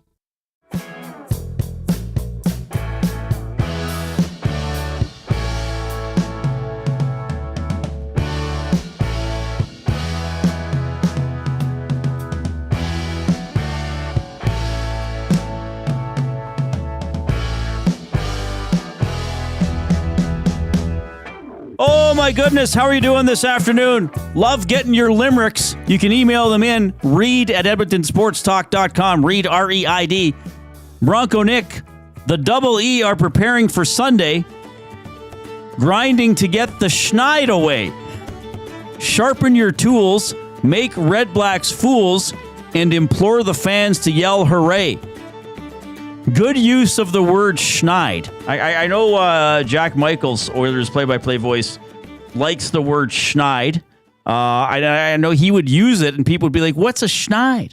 Like, how do you know what a schneid is? A schneid is like a losing streak or a bad streak. You got to get off the schneid. You don't want to be on the schneid, Coop. You want to be off the schneid. All right. 780-218-9999 is how you can text us. Very special guest here on the line. He is one of Edmonton's, not just Edmonton, what a horrible intro. He's going to make fun of me for botching the intro. He's one of Canada's top sports broadcasters. He grew up in Athabasca. He's with TSN. It's my buddy Jay Onrait checking in. Jay, how are you doing? Oh, the way you introduced me, I thought Lorraine Mansbridge was about to join the show. And you were like, why am I on after Lorraine? Why did Reid tell me 5:30 when it's actually 5:40? This isn't good morning. Oh, my goodness. Great show. Good morning. Yeah. I always enjoyed it. Yeah. What did you watch for local news and programming when you were a kid and that maybe made you think, I want to do that? Great question. Well, Sports Night, of course, with Dutchie and Perry on ITV back in the day. That was probably the ultimate one. But let's not discount 4 o'clock rock with Mike Sobel wearing full Beaver Canoe sponsored outfits every single day, playing videos. That was the introduction of Sobel to the Edmonton market. And as we know, Reid, he went on to become maybe one of the most legendary broadcasters in the city. So, yeah, I'd say 4 o'clock rock. What else? Man, there's so many possibilities. But good morning. Lorraine she worked hard. I mean, that was a tough gig, right? You're up in the morning, you're heading down to various events, you're interviewing the vendors, you're getting people ready for their day, you're telling them about traffic on the white mud. Yeah, there's a lot going on. So let's just give a little shout out to Lorraine Mansbridge. I hope she's doing great. Well, she might be tuning in. I got to tell you a quick Mike Sobel story, and this will probably make you laugh because you'll be like, that's typical Reid, how to blow it and make it awkward. So when I was at my previous job, during the hockey season, I would do a hit on the Global Morning Show every Wednesday. And when they started asking me, they said you could do 6:30 a.m. or 8:30 a.m. Well, guess which one I picked. So before Mike Sobel retired, it would be with him, and he was a big Oilers fan, and he liked talking hockey, and he listened to Inside Sports and stuff. So then he's retiring, so I'm on with him for the last time. Okay, so I told the producer, I said, hey, I'm going to have some fun with Mike and ask him 2 or 3 trivia questions like I do with Stoff some days. And she was like, great idea. So Jay, I'm like, I got to make these challenging. I don't want to throw Mike softballs. I asked him these questions, and like he had no idea what the answers were. I made them way too hard. I felt so bad. It's like, farewell, Mike. Why would you do that to him? Why would you humiliate him on his final days on Edmonton television? That's devastating. He's a legend. I know. I'm a bad man. But look, you know I can be a little clumsy in social situations. So that was. Oh no, that's not true. That's not true. I'm sure Mike's such an easygoing guy. I'm sure he rolled with it. I'm sure he thinks you're a great guy. If he's listening right now, he's probably having a chuckle, sitting in his spacious Fort Saskatchewan mansion or wherever Mike retired to. I'm sure he's having a good laugh right now. Yeah, I love that you identify Fort Saskatchewan as the retirement destination in northern Alberta. Well, it's one of them, right? There's Sylvan Lake. That would be number 1. And then probably Red Deer, number 2. And then Cold Lake, number 3. I was thinking about that the other day, Reid. Cold Lake, Alberta. Growing up in Alberta, and especially northern Alberta where I grew up, like Cold Lake, we would just say Cold Lake. That's just another town. But somebody along the way decided, I don't have any more names for lakes in Alberta. The lake naming guy was like, I got nothing. Like, it's cold. Let's just go with that. Like someone went with that at some point. And everyone's like, yeah, that's fine. Yeah, it is cold. At the end of the day, it's not incorrect. So we're a cold lake now. So anyway, that always fascinated me, Cold Lake. I agree with you. When I worked in Lloyd, like we would do stories from Cold Lake sometimes. And my one buddy in the news department, whenever he mentioned Cold Lake, he'd be like, by the way, Reid, the lake is freezing. I'd be like, okay. Thanks for telling me. Oh, that's amazing. Jay Onrait from TSN joining us this afternoon on the Reid Wilkins Show. All right, we're meandering as usual, which is fine, but we got to talk a little bit of hockey. Oilers Cup run. I know you texted me a couple times when it looked bleak for the Oilers early in the LA series, and then they put it together. Like for you doing those highlights, watching the late games, some overtime games. Tell us how young Jay Onrait was experiencing this ultimately disappointing run to the Cup final. It was so fun. I mean, it was such an amazing ride once they got past those first couple of games against LA, and then they really got rolling, and it was.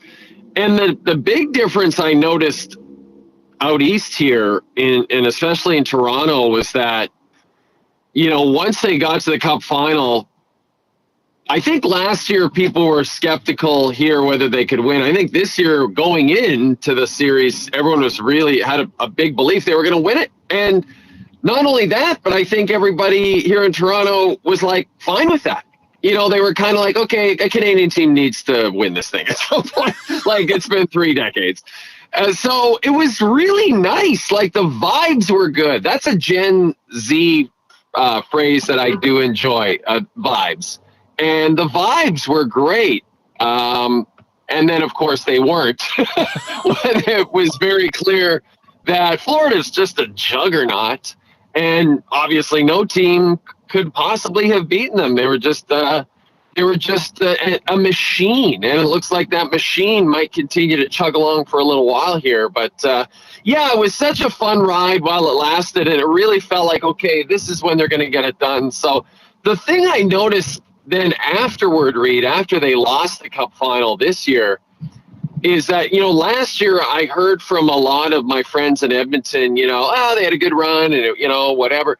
This year I heard from no one. Like this year it felt like it was such an emotional roller coaster that when it was over and when they didn't win, everyone was like, I don't want to talk about it anymore. Like, I just want to distance myself from this situation. So it was kind of sad afterward. More sad than just losing the Cup. It felt extremely devastating somehow. So yeah, tough times indeed. But again, they made it to the Cup final 2 years in a row, Reid. I mean, the Leafs didn't do that, so let's take some enjoyment in that at least. You give an interesting perspective there that maybe there were some Leafs fans who were like, okay, let's just have the Oilers win it and get Canada off the schneid. I was talking about that phrase before we bought John. But here in Edmonton, I don't know if that would have been the vibe. Like the day after the Leafs got eliminated by the Panthers, like a lot of our listeners were like, okay, Reid, like it's celebrate, baby. Like, yeah. Oh, and by the way, I think normally Leaf fans are like that with the Oilers too. I think there's a big time jealousy Leaf fans have about the Edmonton Oilers. The success in the 80s and 1990.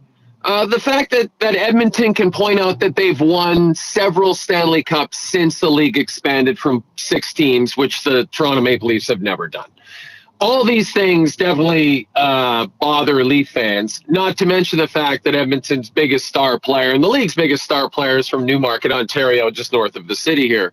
So, yeah, normally, Reid, you're 100% correct. Leaf fans would celebrate Edmonton's demise. And in some ways, deep down, they probably were happy that Edmonton didn't win. But, yeah, there was, I think, sort of a sentiment around town, and I think across the country, that kind of enough's enough, right? Like at some point, some Canadian team has to win this thing. We can't be constantly thinking about how the fact that we have all our provinces have income tax. Like there's no, you hear about no state income tax so much, Florida, Texas. it just feels like, wow, are we going to be, remember how horrible it felt, Reid, before Daryl Cates bought the team, and that feeling like, oh, the Leafs and the Rangers are always going to be able to outspend us.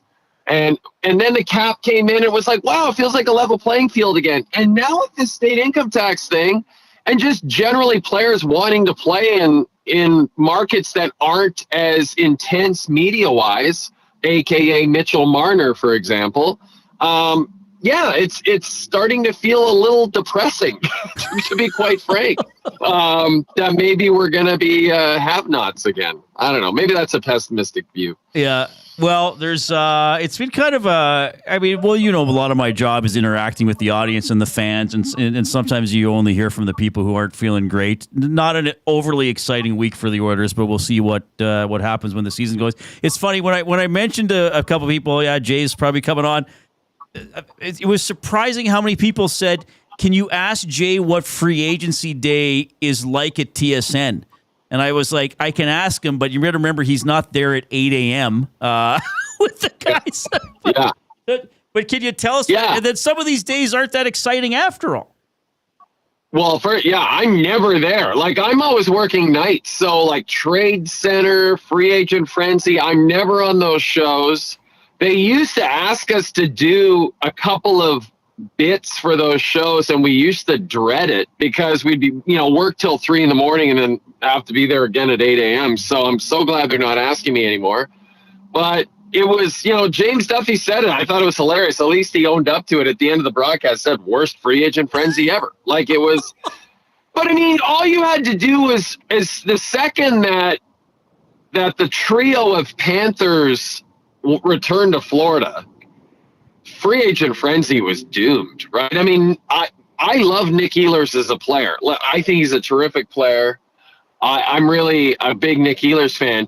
If Nick Ehlers is your number one free agent, you've got a problem on free agent frenzy in terms of viewer engagement.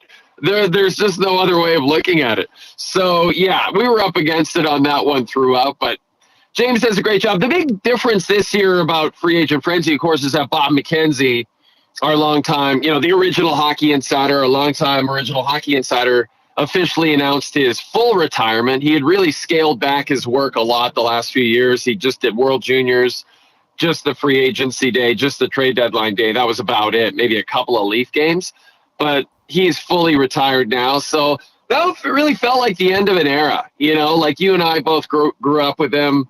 Bob has been, to me, an incredibly kind and generous colleague and person.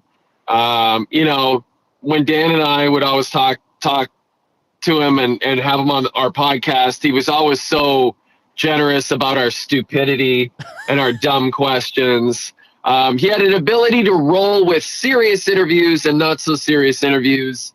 And just a terrific person. So we're definitely going to miss not only Bob, but then the other person who retired, and I felt it really fell under the radar, and I hope some of your listeners appreciate this, John Liu. Yeah, John Liu was a TSN lifer, as many years at the network as Bob, Montreal reporter, and then went to Winnipeg for the last couple of years. That's where he was born and raised. And he retired as well. So, we lost a couple of stalwarts at the network, but I'm sure Duffy will pick up the slack.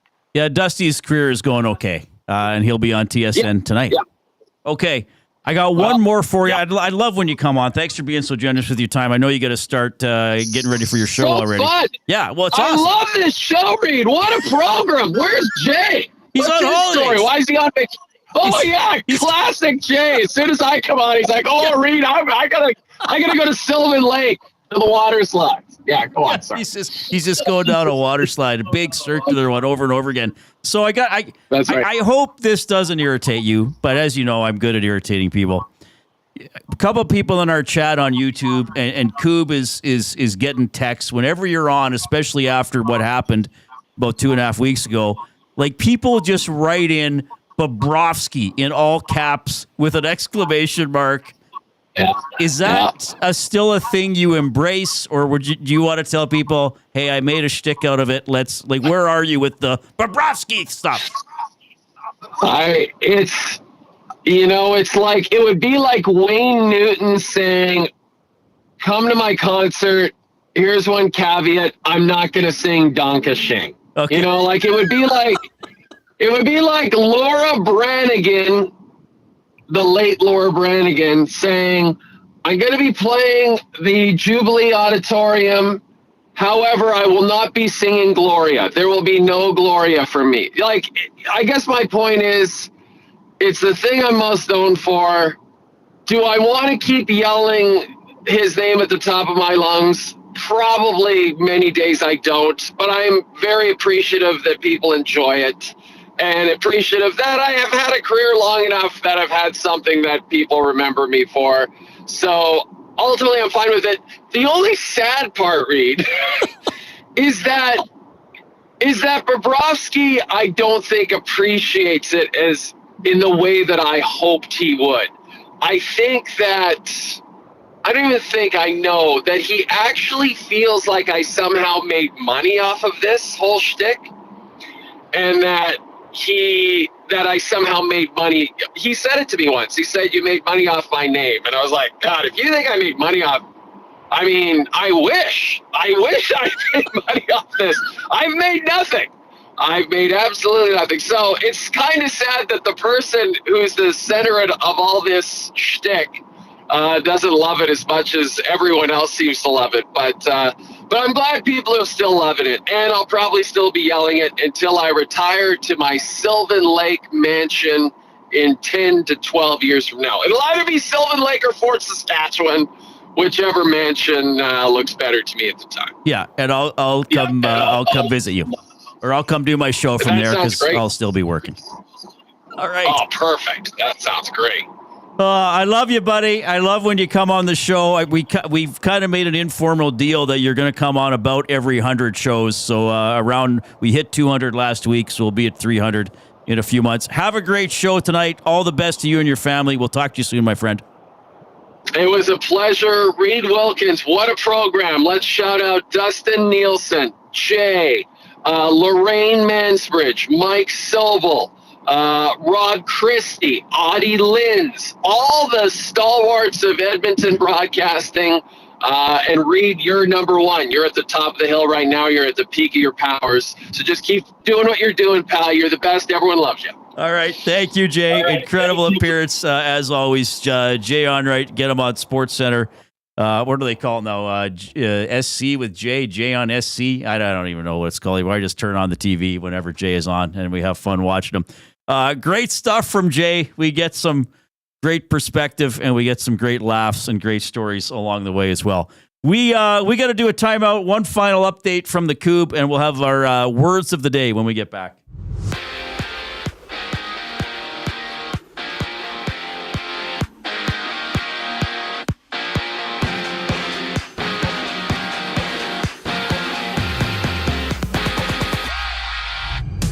In Toronto, the Jays and Yankees are live in the bottom of the second. Toronto leading 1-0. Davis Schneider at bat with 2 outs for the Jays. And Toronto's looking for the sweep tonight and to take first spot in the AL East with a win in the game. 2 other games are live with the Nationals up 6-3 over the Tigers at the top of the fourth, while the Angels lead 3-0 on the Braves in the second inning. Meanwhile, the Riverhawks take on the Lefties at home. Edmonton losing 16-9 last night. Catch the full game right here on EST. Tune into our audio streams with the coverage starting just after 7. In the NHL, 29-year-old Nikolai Ehlers is off to Carolina for 6 years, signing a contract worth $51 million total. Ehlers having 24 goals, 53 points in 69 games for the Jets last season. While out west, Nick Leddy and Dmitry Orlov are now Sharks. Orlov signing for 2 years at $6.5 million this season. Leddy under contract for next year at $4 million after being claimed by the Sharks from St. Louis off waivers. In the CFL, Calgary hosts Winnipeg to start Week 5. Kickoff at 7 out east. Montreal's Davis Alexander is out for his second straight week. He continues to recover from a hamstring injury. The Owls play the Lions on Sunday. Nathan Rourke making his return for BC. He's missed the last 2 contests. The final segment, the word of the day, is what brings us back on the other side of the break. I'm Zachary Kubish, keeping you in the loop. EST Afternoons. Markel Smith, receiver returner for the green and gold, kind of added to the resume in return. Is that something you did a lot of in college? Coach Killam's a testament to how good of a coach he is. I've never returned. High school, college, he kind of took the 5 games that I got to play up here last year, and I guess he's seen something in the film that he thought could translate to the return game and put me back there. EST Afternoons, weekday afternoons 1 to 3, only on Edmonton Sports Talk, your clear choice for Edmonton sports. Your brand deserves more than just a whisper. It deserves a buzz. At the Hive Product Marketing, they specialize in promotional products that bring the buzz. From eye-catching giveaways to unforgettable keepsakes, they got the perfect products to make your brand stand out and get noticed. Visit the Hive Product Marketing and let them create the buzz your business deserves. The Hive Product Marketing, the official merch partner of Edmonton Sports Talk. Visit them online at thehiveproductmarketing.com. Looking for a winning strategy for your retirement? Contact me, Joaquin Gage at K4 Financial, where expertise meets dedication. I will always look for a careful approach to your retirement, ensuring your financial future is secure. From tailored strategies to clear, actionable advice, I'm here to guide you every step of the way. Don't leave your future to chance. Get in touch with me, Joaquin Gage, today at k4financial.ca or email joaquin.gage@k4financial.ca to start planning for a brighter future and a more secure retirement. Hi there. If you're like me, you like to picture yourself in luxury, even though there's absolutely no way you could afford it. And if you can, well, even better. Thankfully, I picture myself in something that is luxury, but still absolutely affordable, like the all-new Mazda CX-90 from Park Mazda. With the new luxury features like facial recognition settings and quilted detail Napa leather seating, I can pretend to be comfortable with all of my proper settings activated without even touching a button, thanks to Mitch Lewicki and the great staff at Park Mazda. I like to picture Mitch Lewicki as a ninja fighting off evil samurai. Park Mazda, your dealer for life in Sherwood Park off Y Road, parkmazda.com.